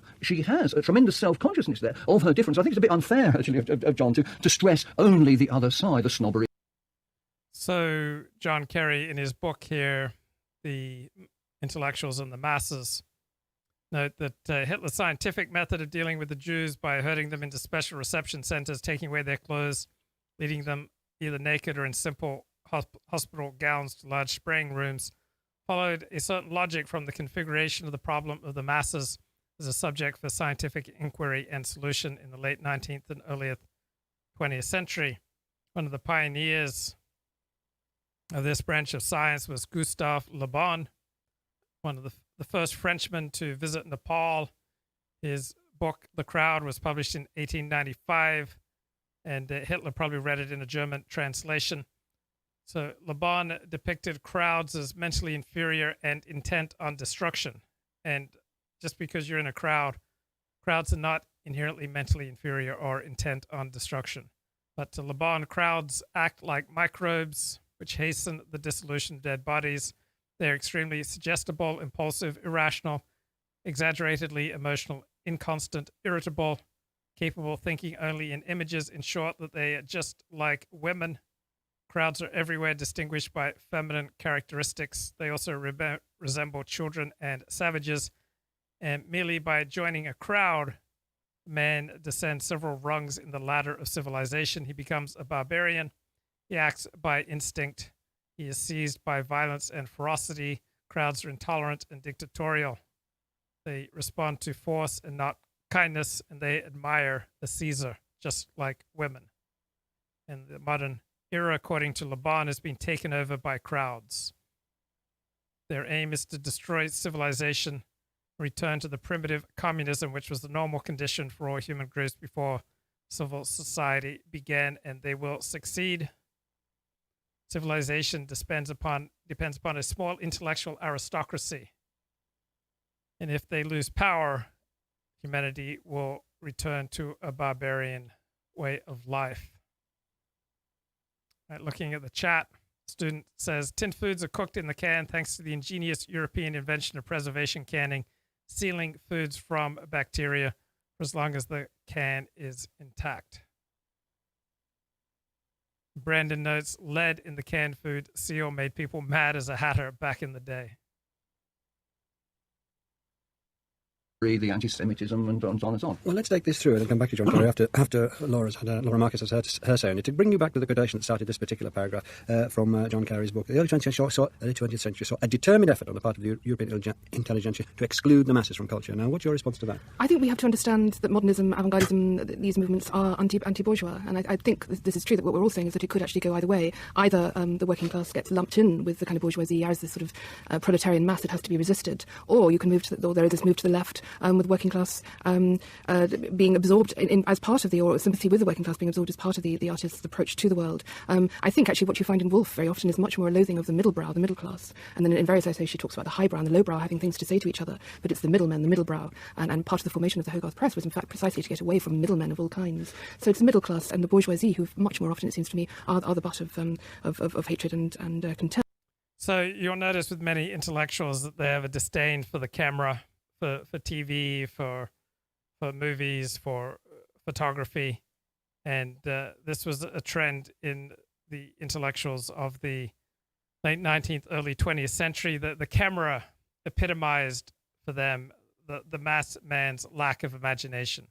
So Baudelaire condemned photography as a sacrilege, which allowed the vile multitude to contemplate its own trivial image.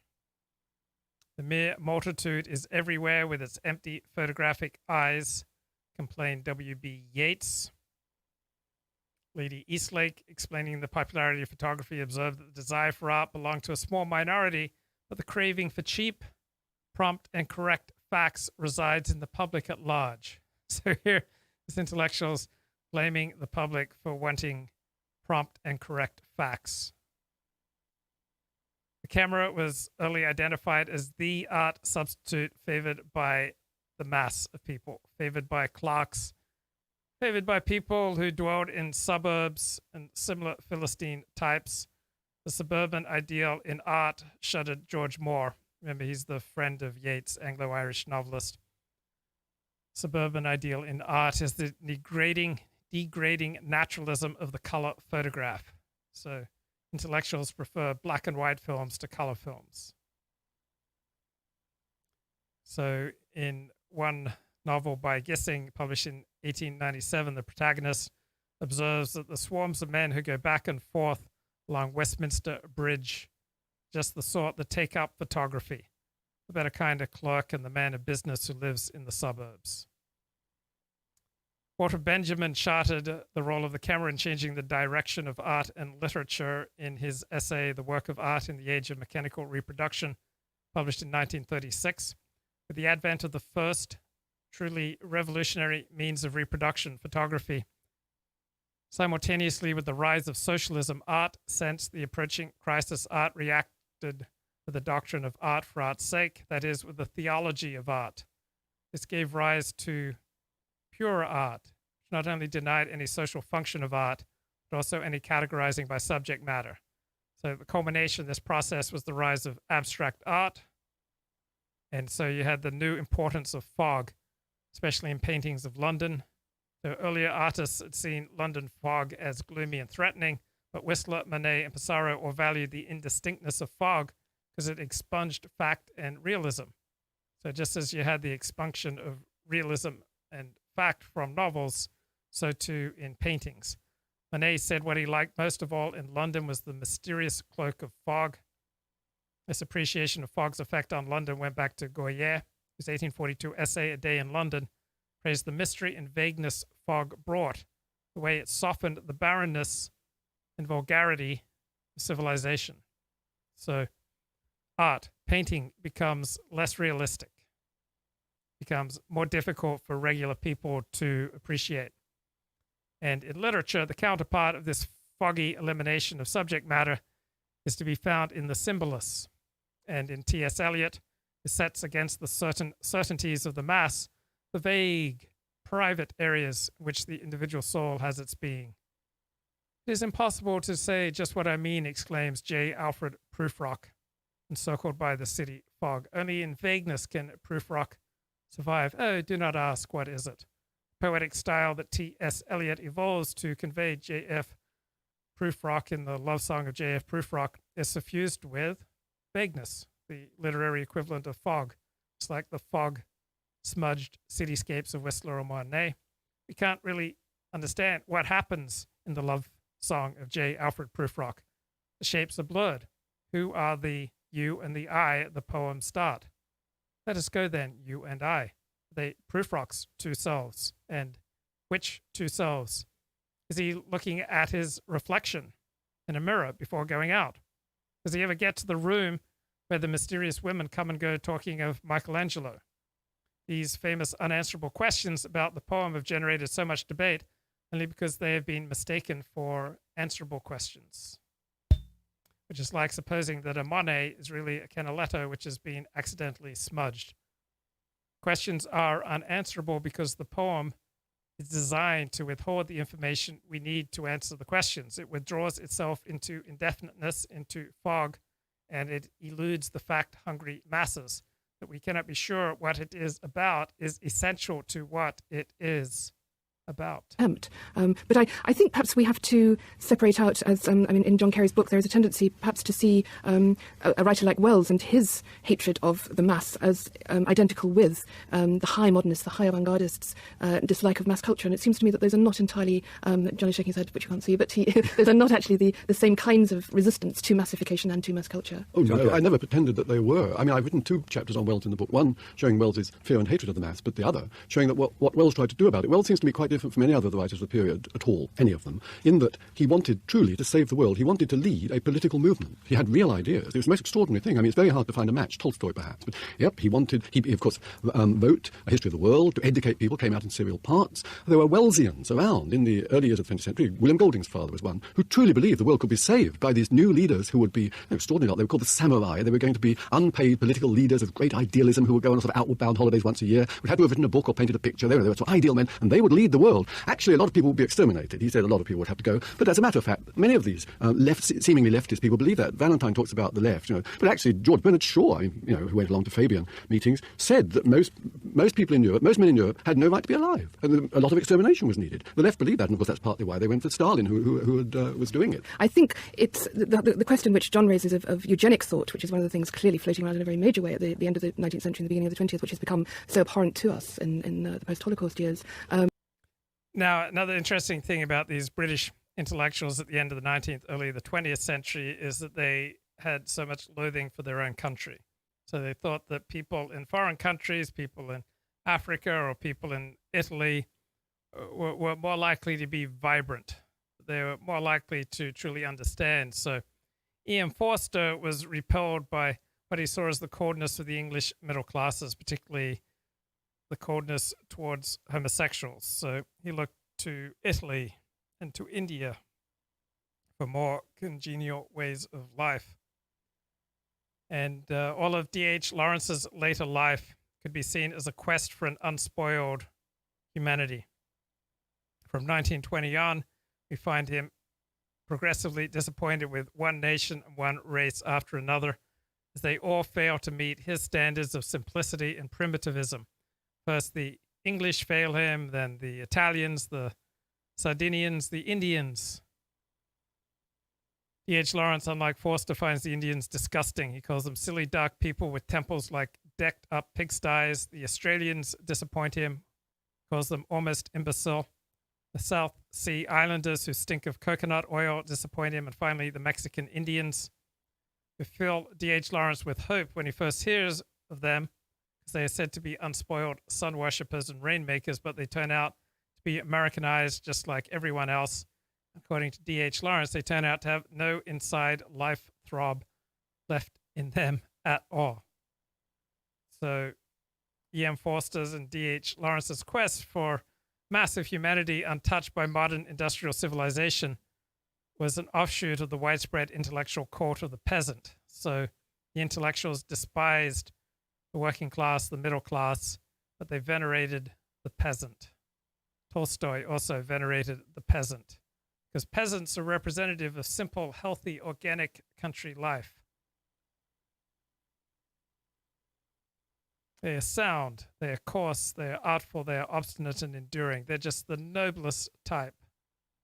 So Yeats and other Irish writers such as J.M. Synge also found admirable simplicity and folk wisdom in peasants. Unlike Germany and Ireland, England, however, had no peasants left at the end of the 19th century, so English writers seeking peasants to venerate had to invent them or pretend to be peasants themselves. An alternative to promoting the masses to peasanthood was to blame the masses for not being peasants, but to point out how much more attractive they could be if they were just country peasants. G.B. Priestley, watching the coronation crowds in 1937, felt disillusioned with the English people because they had lost the natural life of woods and fields. They do not know how to make love or even to eat and drink properly. Now, we don't know what exactly alerted him to this possibility, but his implication is clear that proper lovemaking, proper eating and drinking is what used to go on in the woods and the fields and in the country. In the country, they make love properly. In the country, they know how to eat properly. In the country, they know how to live properly. In the country, they are real human beings. In the country, they are properly bonded to one another. In the country, they have proper family life. In the country, they have proper communal life. In the country, they just live healthfully. They get up early at the crack of dawn. They go to bed when the sun goes down. They don't have this artificial, bacteria-like city life oh, these people in the city, they're just useless. They're just useless. They're just a bunch of bacteria.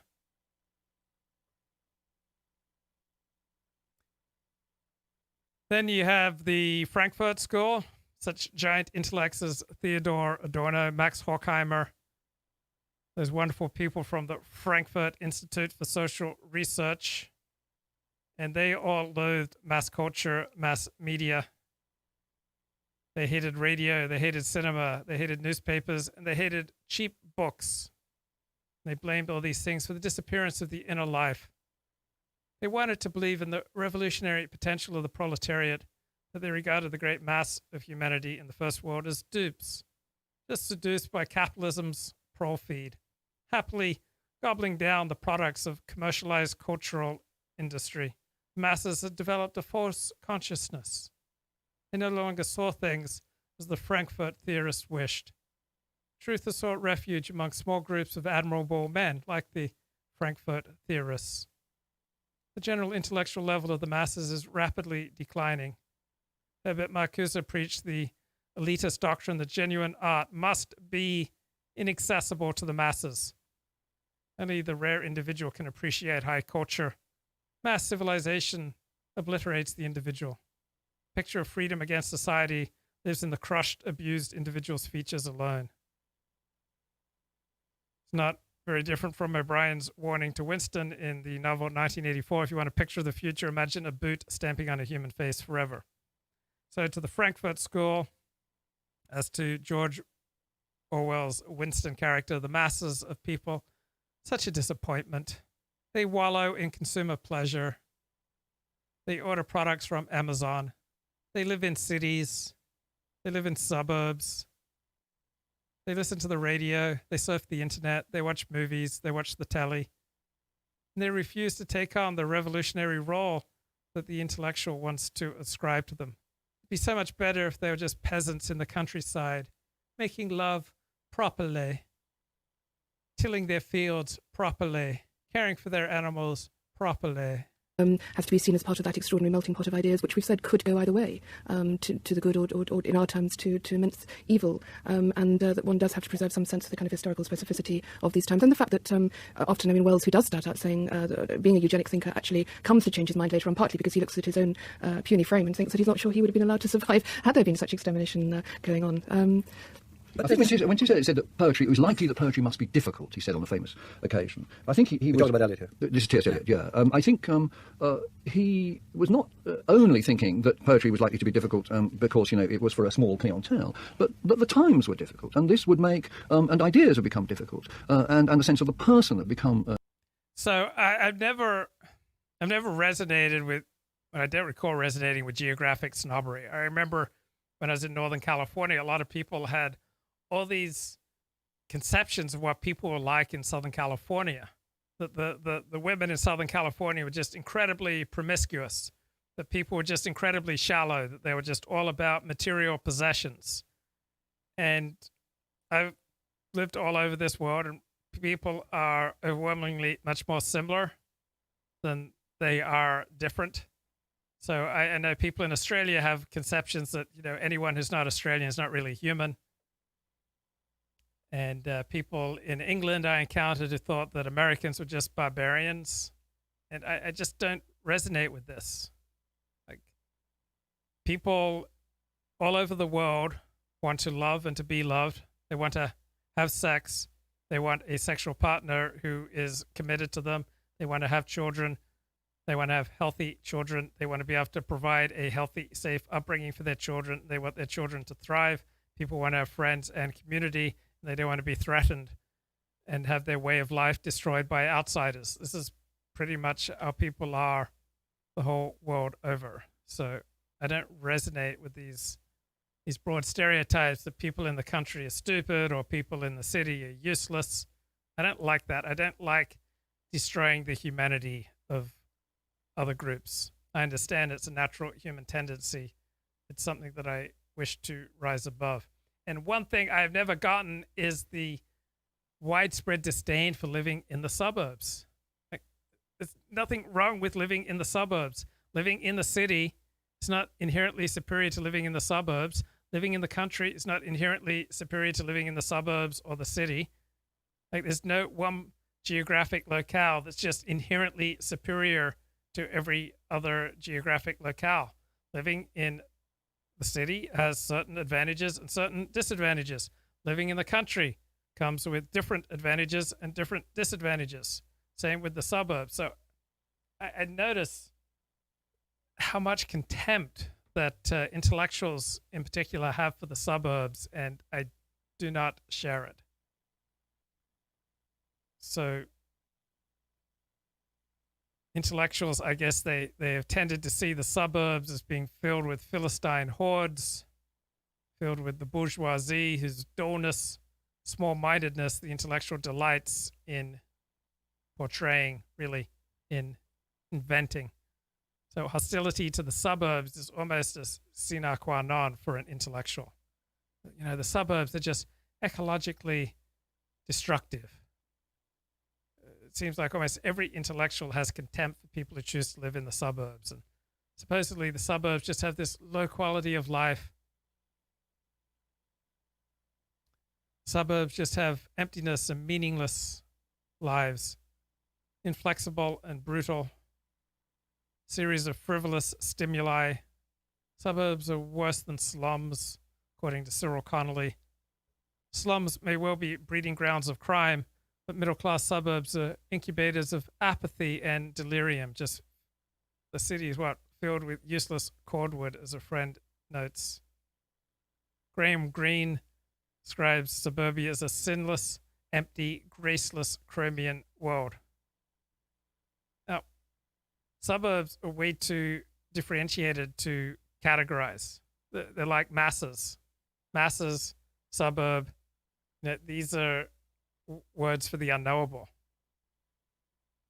Suburban is distinctive in combining topographical with intellectual disdain. It relates human worth to habitat. History of the word shows how a development in human geography that caused widespread dismay came to dictate intellectuals' reading the 20th century culture.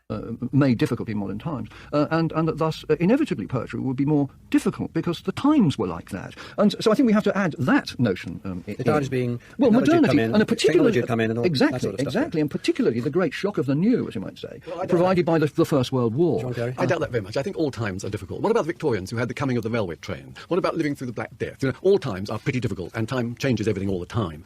And Valentine said earlier that the axioms of modernism are still alive with us, but I'm not so sure. And on that very point, indeed, about poetry being difficult, well, who are the great English poets of the post-Second World War period? They're obviously Hughes, Larkin, and Heaney. All of would quibble a little about being English, but okay, English. yeah, in writing in English. Sure. I'm sorry, writing English. That's another point, incidentally. But writing in English, and all of them write poems that can be understood by schoolchildren. That's another. When I say that's another point, another thing that does not go on for modernism is that a huge amount of English literature now is what is sometimes called post-colonial. It's written by inhabitants of the previous colonies. Modernism has got nothing whatsoever to do with that. Pound and Wyndham Lewis would have been shattered to think that colonials were going to write the English literature of the future. They've been shattered. It's absolutely changed. It's not true that the accents of modernism are still alive. Everything's changed.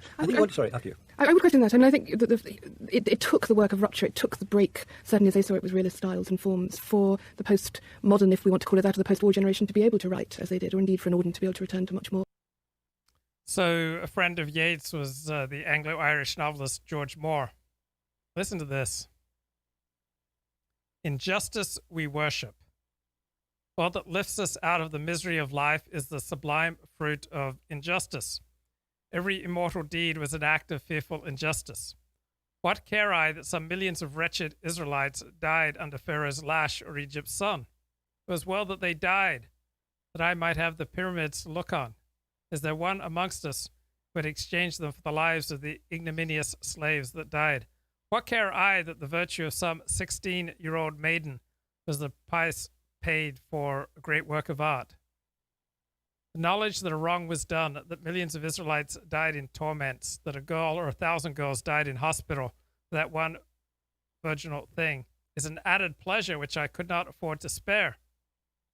Oh, for the silence of marble courts, for the shadow of great pillars, for gold, for reticulated canopies of lilies, to see the great gladiators pass, to hear them cry the famous I Caesar, to hold the thumb down, to see the blood flow, to fill the languid hours for the agonies of poisoned slaves. Oh, for excess, for crime. I would give many lives to save one sonnet by Baudelaire, for one hymn. Let the firstborn in every house in Europe be slain. And in all sincerity, I profess my readiness to decapitate all the Japanese in Japan and elsewhere to save from destruction one drawing by Hoke. Again, I say that all we deem sublime in the world's history are acts of injustice. And it is certain that if man does not relinquish at once and forever his vain, mad, and fatal dream of justice, the world will lapse into barbarism. But the old world of heroes is over now. The skies above us are dark with sentimentalism. Nothing remains for us to worship but the mass, the blind, inchoate, insatiate mass, fog and fenland before us. We shall founder in putrefying mud, creatures of ooze, and rushes about us. So this was socially acceptable to say prior to World War II. This guy was willing for every Japanese in the world to save, to be decapitated to save one drawing.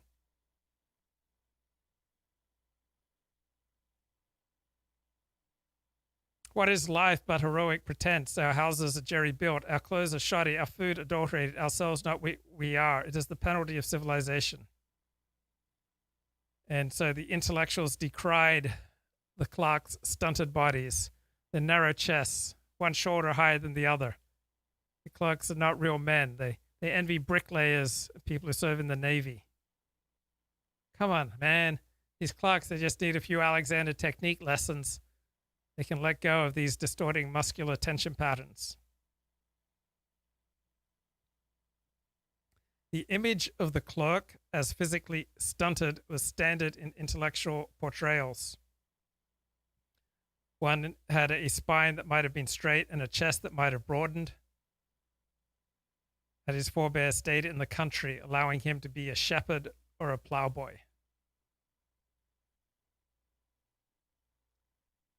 So in response to the rise of the masses, intellectuals generated the competing idea of a natural aristocracy. And who would compose this natural aristocracy? Well, it would be intellectuals. Now, what would make aristocrats aristocratic? There was one suggestion that there'd be a secret type of knowledge that only intellectuals could possess, a body of esoteric doctrine defended from the herd. So W.B. Yeats agreed when he joined the Hermetic students of the Golden Dawn in 1890 as part of a widespread revival of occultism centered on Paris, which answered the intellectuals' craving for a source of distinction and power that the masses could not touch. Yeats felt that the intellectual aristocrat had natural links with titled people, the old aristocracy of birth, who would constitute his patrons and audience. He announced in 1916 that he had invented a new kind of drama, distinguished, indirect, and symbolic, having no need of mob or press to pay its way in aristocratic form. So how do we distinguish the true aristocrats? What makes aristocrats aristocratic?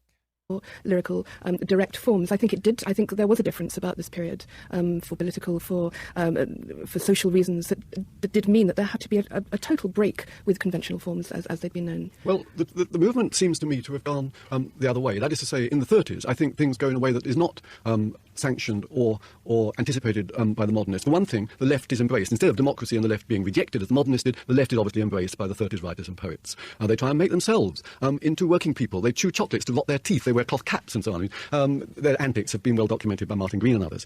So that I think is one thing which is not sanctioned or anticipated by modernism. Also, the whole new approach to the mass, which is mass observation, which is political, which is looking what it's really like, going into pubs, documenting them, completely unlike modernism. So I think there's a radical change, and that modernism actually breaks, and something else comes. Yeah, I'd like to just throw into the... Please say what you want to say, because I know you want to get in, but can I just... So other intellectuals said that their aristocratic nature, that their distinction was based on supposedly timeless values of which they were the transmitters and the guardians. So according to T.S. Eliot's aesthetic theory, the true artist's works transcend time, like the products of ephemeral commercial culture. So art was sacred, art was a religion. The artist need not bother about the fate of humanity, for aesthetic rapture was self-justifying.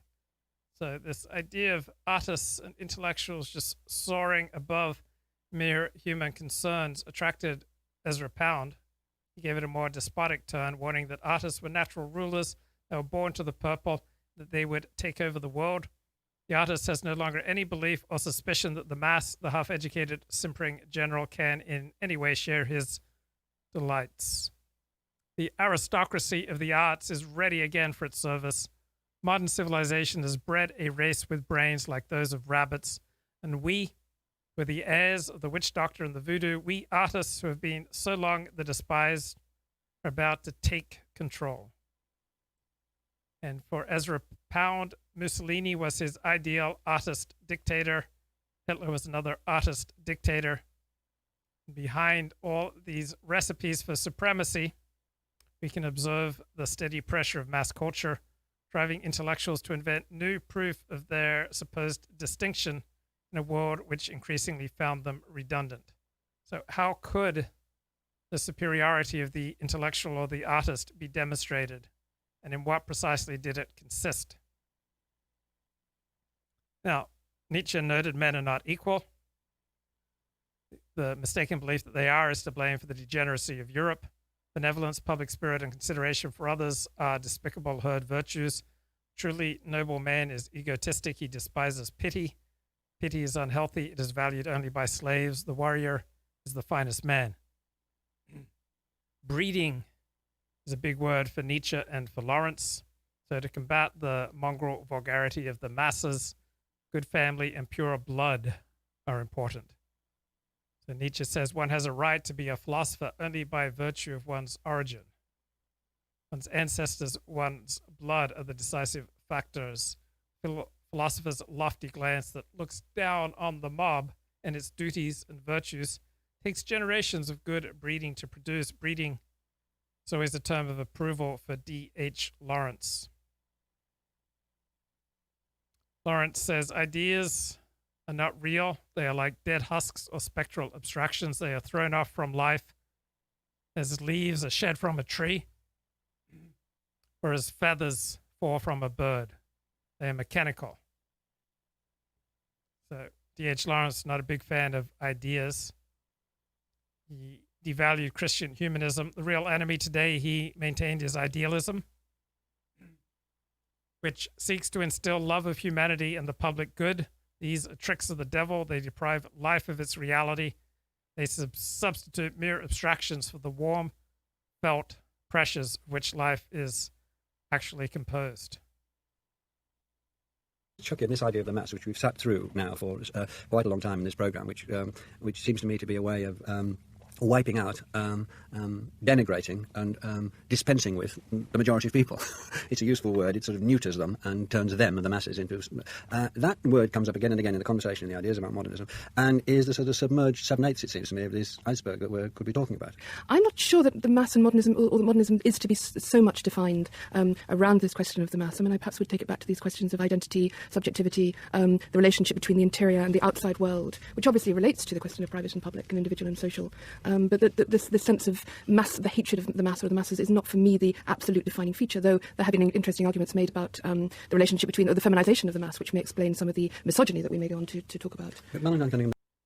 So it's interesting that Friedrich Nietzsche and D.H. Lawrence were in the very awkward position of trying to use ideas to discredit ideas. So they were not big fans of ideas, but they made their arguments in the form of ideas. And their arguments reflected their frustration, their inability to escape the boundaries of logic. They saw themselves as supermen, and they were supermen who are no longer bound to be logical. As supermen, they could expose the inbuilt fallacies which disqualifies all human thinking, but they can do so only with human thinking.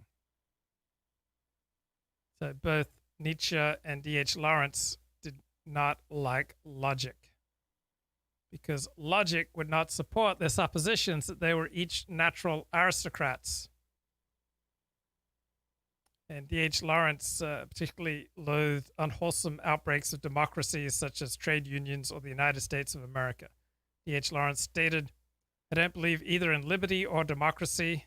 I believe in actual, sacred, inspired authority, divine right of kings.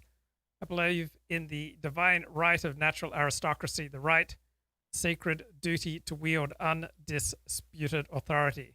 So eventually the intellectuals resorted to a source of authority beyond logic and reason.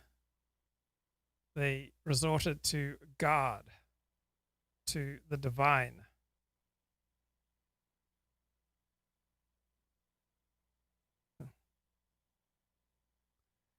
And how do you recognize natural aristocrats? What privileges should they enjoy?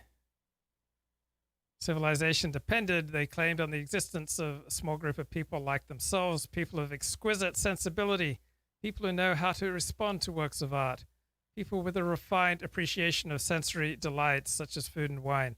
And without this civilizing elite, standards are bound to fall. Signs of decay are already apparent. There are only 2 or 3 restaurants in London now where it is an unqualified pleasure to dine. So what distinguishes these rare and gifted beings is their ability to detect pure form in works of art. They're not interested in human interests. They're not interested in human emotions. They're only interested in the aesthetic. They're not interested in sentimental irrelevancies. True art does not consist in what the grocer thinks he sees, but in the sense of ultimate reality that the artwork yields to educated persons of extraordinary sensibility. No artist has ever believed in human equality. All artists are aristocrats. So the true appreciators of art must always be few and superior, as the mass of mankind will never be capable of making delicate aesthetic judgments. Press 1 if you're capable of making delicate aesthetic judgments. So if society wants to be civilized, must establish conditions favorable to the preservation of the gifted few. Connoisseurs of pure form cannot be expected to earn their own living. Almost all kinds of money making are detrimental to the subtler, more intense states of mind required for artistic appreciation.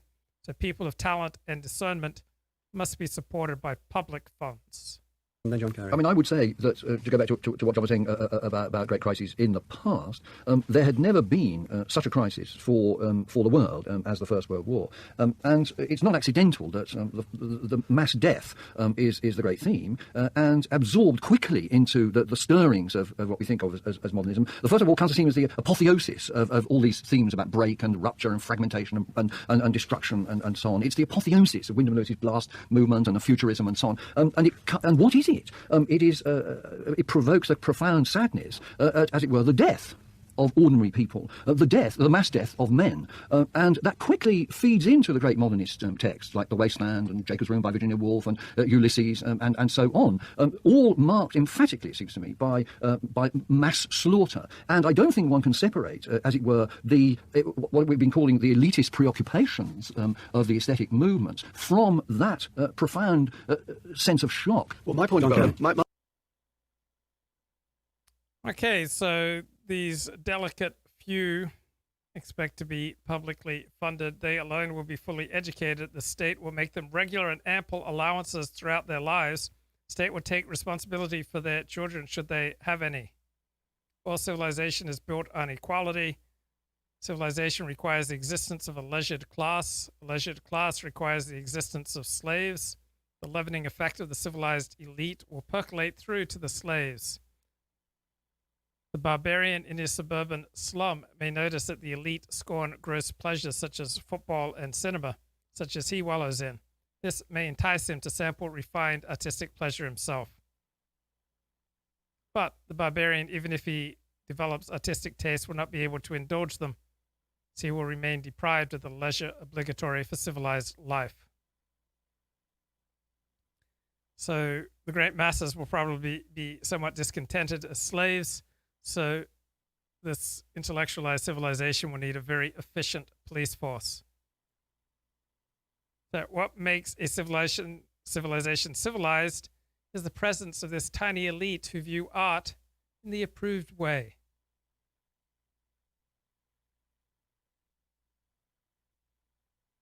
Now, these early intellectuals saw that civilizing women presented special difficulties. It was impossible, they declared, for a housewife to be civilized because home and children blunt her intelligence and sensibility. But single women, old maids, cannot be civilized either, for women must make love to men before the exquisite is available to them. It sounds like Richard Spencer. Before the subtlest and most impalpable things of the spirit can float into their minds. In ancient Athens, the sensitive and intelligent women were mistresses or prostitutes. And so they should be in this civilization. Only a mistress with a wide choice of delightful lovers can overcome the drawbacks of her sex and attain civilized status. Any theory of natural aristocracy must attribute the aristocrat's superiority either to intrinsic qualities, such as his secret knowledge, his finer artistic taste, his superior vitality, or to supernatural selection. So those who can contemplate the pure form in art, who become aware of God in everything and taste the ecstasy of the mystics, these pleasures are unavailable to the vulgar. And so for many of these refugees from mass culture, the Roman Catholic Church was winningly authoritarian and anti-democratic. Evelyn Waugh in particular seems to frequently confuse Catholicism with social distinction. Now, when you look at Roman Catholicism over the world, it doesn't consistently align with authoritarian and anti-democratic. But for many English intellectuals, they confused Roman Catholicism. They converted to a Roman Catholicism that principally existed only in their imagination. So not only do people choose a politics to reflect their own psychological struggles and their own imagination, they also frequently choose religion on the same basis. T.S. Eliot conceded that Baudelaire may have been evil, but at least he was man enough for damnation. In a world consisting of electoral reform, plebiscites, and sex reform, even damnation, according to T.S. Eliot, is salvation, since it redeems one from the ennui of modern life. Now, at least Baudelaire hated women. Baudelaire thought love was evil, but at least he was able to understand that the sexual act as evil is more dignified, less boring, than as the natural, life-giving, cheery automatism of the modern world. Now, T.S. Eliot does not let us know what an unboring, dignified sexual act would look like. He makes it clear that it would be superior to anything available in contemporary secular life. So T.S. Eliot, like Evelyn Waugh, they converted to a religion of their imagination. So I interviewed a lot of people on the alt-right who essentially believe in a Christianity that only exists in their imagination, that virtually no Christian clergy would condone many of the things that they say and do, but their Christianity is principally an individual feeling that exists primarily in their imagination. They don't have to accord the things that they say and do with real life, flesh and blood Christianity.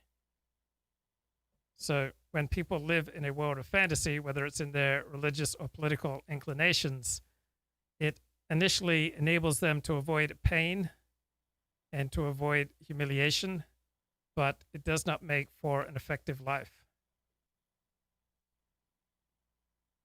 T.S. Eliot claimed it was better to do evil than to do nothing.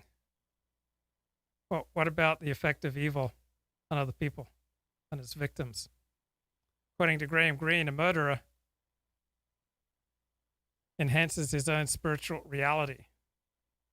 So T.S. Eliot was all about the spiritual aristocrat, how he is superior to the masses. Nietzsche saw that the criminal had an advantage over other men. He is not mediocre. Graham Greene was also attracted to a Roman Catholicism that existed really only in his fantasies. So the image of the Catholic that attracted Graham Greene is not that of a church member subsumed into a body of believers. That would reduce the convert to a mere recruit. When Graham Greene went to Mexico in 1938, it was in the hope of finding evidence of Catholics being persecuted. He was disappointingly too late for any real atrocities.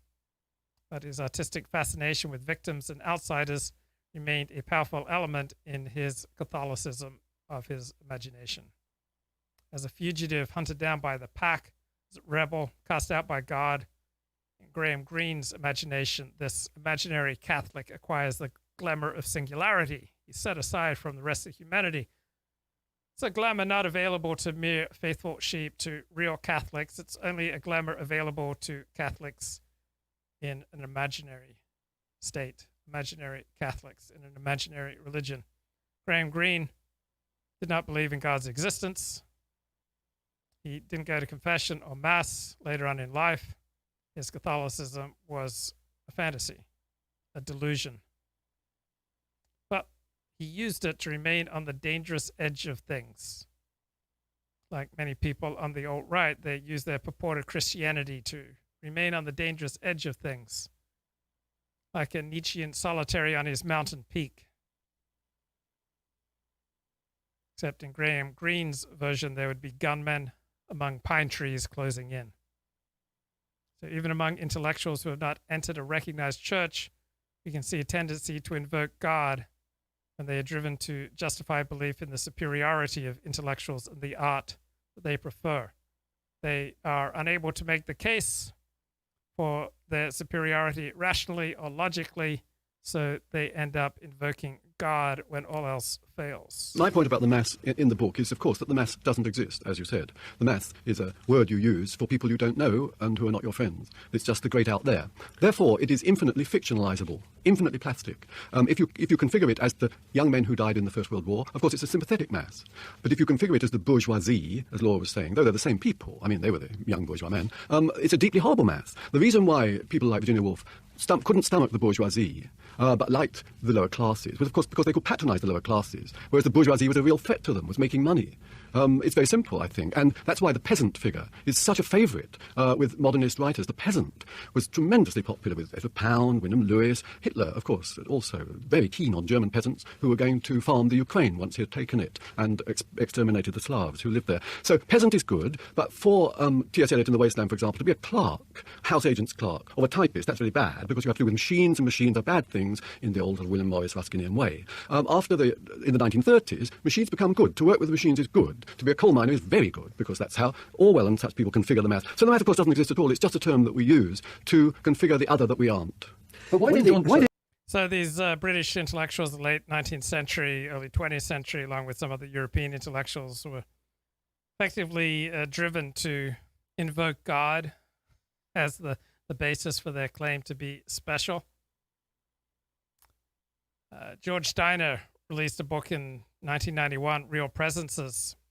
It's an onslaught on mass culture, conveying the intellectual's customary disdain for journalism, gadgets, and the supposed empty lives most people lead. Like all of George Steiner's books, it's a dazzling display of erudition and loathing for the great mass of humanity. So throughout his book, George Steiner distinguishes what he calls worthy art and literature from trash and kish that most people prefer. Given a free vote, the bulk of humanity would choose football or bingo rather than Aeschylus. They cannot be proven wrong. Truth or falsehood of literary and artistic judgments is not verifiable, he concedes. So, how can the intellectual's preferences be vindicated? How can the natural aristocrat establish, prove, show off, make evident his aristocracy?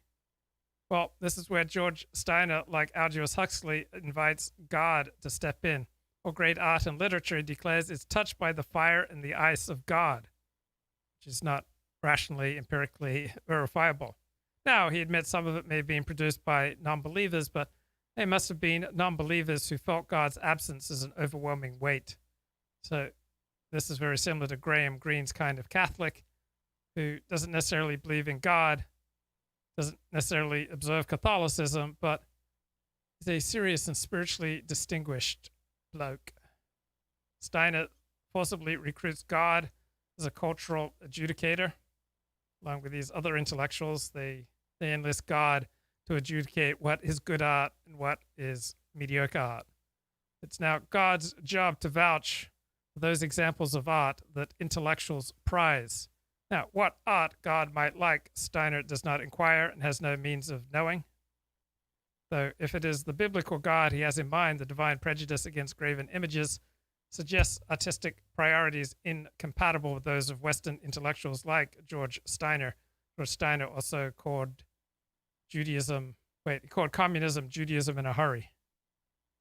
Question of God's likes and dislikes is irrelevant to Steiner's case, for God's role in the transaction is not to make choices, but to sanction the intellectual's choices, the intellectual's judgment, George Steiner's judgment. So God's role is essentially to vindicate George Steiner's artistic judgments. So God is reduced to a convenient fiction.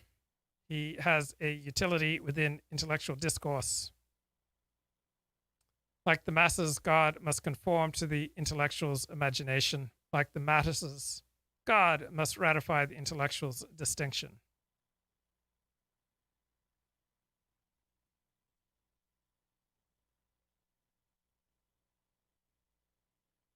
Is in the 1930s are the left-inclined writers who are deeply, as it were, at least in spirit, committed to the idea of ordinary people. Isn't it interesting that they take T.S. Eliot's Prufrock as a great example of the, quote, little man, the Charlie Chaplin figure and so on, who represents utter ordinariness, precisely in a way represents one of the Clarks of the world, you might say, whom, of course, T.S. Eliot came perhaps to feel more distant from as time went on. But when you think of, the Love Song of J.F. Prufrock as a kind of great, it's a kind of foundational modernist poem in which the challenged selfhood, who am I, what am I, perhaps I'm this, but it's no longer possible to be a grand heroic figure and so on, all done extremely, I'm not Prince Hamlet, all done extremely sympathetically, I think, and Eliot entering onto the inside of that Prufrock's kind of troubled selfhood, and here is Prufrock, just your ordinary guy. I mean, it's not accidental that Lawrence starts off writing about the working class, and he's praised early on for getting on the inside of what you might call provincial ordinariness, and the bourgeoisie, of course, don't like that. They see that the stage was black with miners, somebody wrote one of Lawrence's plays. Lawrence is regarded as getting on the inside of ordinariness, admittedly abandoning it, but... Laura, would you like to come in on? Yeah. So, intellectual George Gissing in 1892 gives a devastating summary of the cultural evils he sees around him. And what's interesting is that intellectuals in the past 128 years have not really improved on this list. They haven't been able to add to it. He complained it was impossible to take up a newspaper without noting the extending and deepening vulgarity of the great masses of people. This is due to American influence, he fears, but the ground is prepared for it by the pretense of public education. Society is being leveled. Democracy only appeals to base material motives. The gulf between the really refined and the masses grows and will constantly grow wider. Before long, we shall have an aristocracy of mind and manners, more distinct from the vast majority of the population than aristocracy has ever seen before.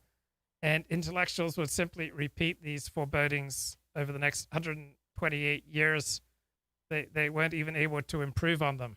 Very same fears and loathings activated this bloke, have activated intellectuals in the West for over a century. They activated F.R. Leavis, Oxford University literature critic, and his scrutineers in their quest for a superior sensibility. His anxiety about leveling down is still echoed by intellectuals today. The modern intellectual habit of contrasting English Philistinism with the allegedly richer culture to be found in France, Italy, or other countries where intellectuals like to spend their holidays is also prefigured in Gissing.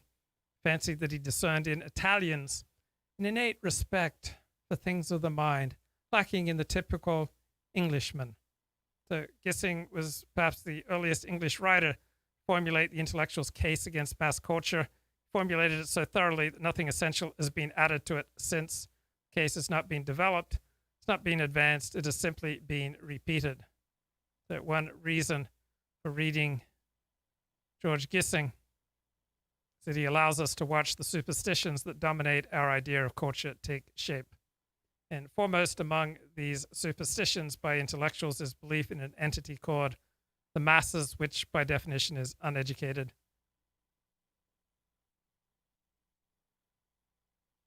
So when he introduces a new character in a novel, Gissing concentrates on two things: the character's facial features or the character's bookcase. So from the nose, the chin, the curve of the lips, and the eyebrows reveal the character's moral and mental makeup. He can diagnose just from the curve of the lips and the contents of the bookcase corroborates the evidence of the physiognomy. So bookcases which contain poetry, literature, history, and no natural science belong to sensitive, imaginative, intelligent characters. Shelves which contain politics, social science, technology, and modern thought brand their owner indelibly as cruel, coarse, and dishonest. Contrast between the coarse scribblers who entertain the mob in newspapers and magazines and genuine writers, producers of literature, is the theme of Gissing's greatest novel, New Grub Street. Here, the struggling novelist Edwin Reardon, who believes in old-fashioned literary values, is modeled on Gissing. He's never written a line that was meant to attract the vulgar. That's like me. I've never done a live stream meant to attract the vulgar. He dies destitute. His opposite number is the young journalist Jasper Milvain, who is ambitious, cold, shallow, and prepared to do anything for money. Literature nowadays is a trade, he boasts. He aims to produce good, coarse, marketable stuff for the world's vulgar. He knows there is no value in what he writes. Given certain basic skills, anyone with brains can succeed in out-trashing the trashiest and selling 50,000 copies. Encouraged by Milvain, his sisters write for women's magazines. He wants them to avoid unusual ideas, confine themselves to vulgar thought and feeling, so that they will just hit the taste of the new generation of publicly educated children. He is unprincipled in love as well as art, throws over his fiancée and weds Edwin Reardon's widow, a hard, ambitious woman who reads, of all things, social science. Milvain embodies myths still current among intellectuals. Takes it for granted that when you strive to reach a wide audience, you must write trash. The idea that popular writing might have literary value is not possible. It is assumed that writing for a mass readership is easy. Anyone can do it if he chooses to so debase himself. On Prufrock or indeed Hans Mobley, I mean, they both seem to me about figures who fail to be the kind of the poet that is writing them. In that sense, I'm not sure I'd see them as espousing the virtues of the little man. Can I cut across this just as we're reaching the end of this and ask you? I think it would be ridiculous not to ask you about what is modernism through Virginia Woolf, as it were, on the one hand, and Lawrence on the other, and they're published about the same time, the second decade and the third decade of the century, of the 8th century. What are they doing to the idea of feminism, and how far is that part of modernism? I know that you're particularly interested in Yes. I mean, I think we have been talking, with the exception of Woolf, and this is very standard really, about modernism as if it was mostly male writers. This is not the case. I mean, I could produce a long list of women writers who would be very important to the movement: Dorothy Richardson, Gertrude Stein, Mina Loy, H.D. I mean, I won't go on. And I think the question then becomes, do we redefine the terms of modernism to include these writers? Or do we say modernism was an aggressively, in some ways, masculinist movement, which sought to exclude the feminine from its terms in precisely the ways that it sought to exclude the mass? I think the question of gender has to come in very importantly here, and I think there is an issue about the way that many of these writers, Woolf took the androgyne figure as central to Room of One's Own, but there were other writers as well, for Eliot, for Joyce. The figure of the androgyne, the bisexual, was terribly important, that there is a kind of gender ambivalence and ambiguity determining modernism, as well as the kind of sexism and misogyny. So it's a time of extremely labile sexual gender identifications, and that's why I think it's become so important for the later 20th century. And Lawrence's position here becomes ripped up, doesn't it, in the 1970s with the Kate Millett book, but at the time he's seen as somebody who can understand, in some of his earlier books, can understand, to use the phrase, get under the skin of women in a way which writers have rarely done, and that is part of his power and his appeal. Is that right, John Carey? Well, I think that is true, and I think that the Kate Millett book was enormously damaging to him, but in some ways unfairly.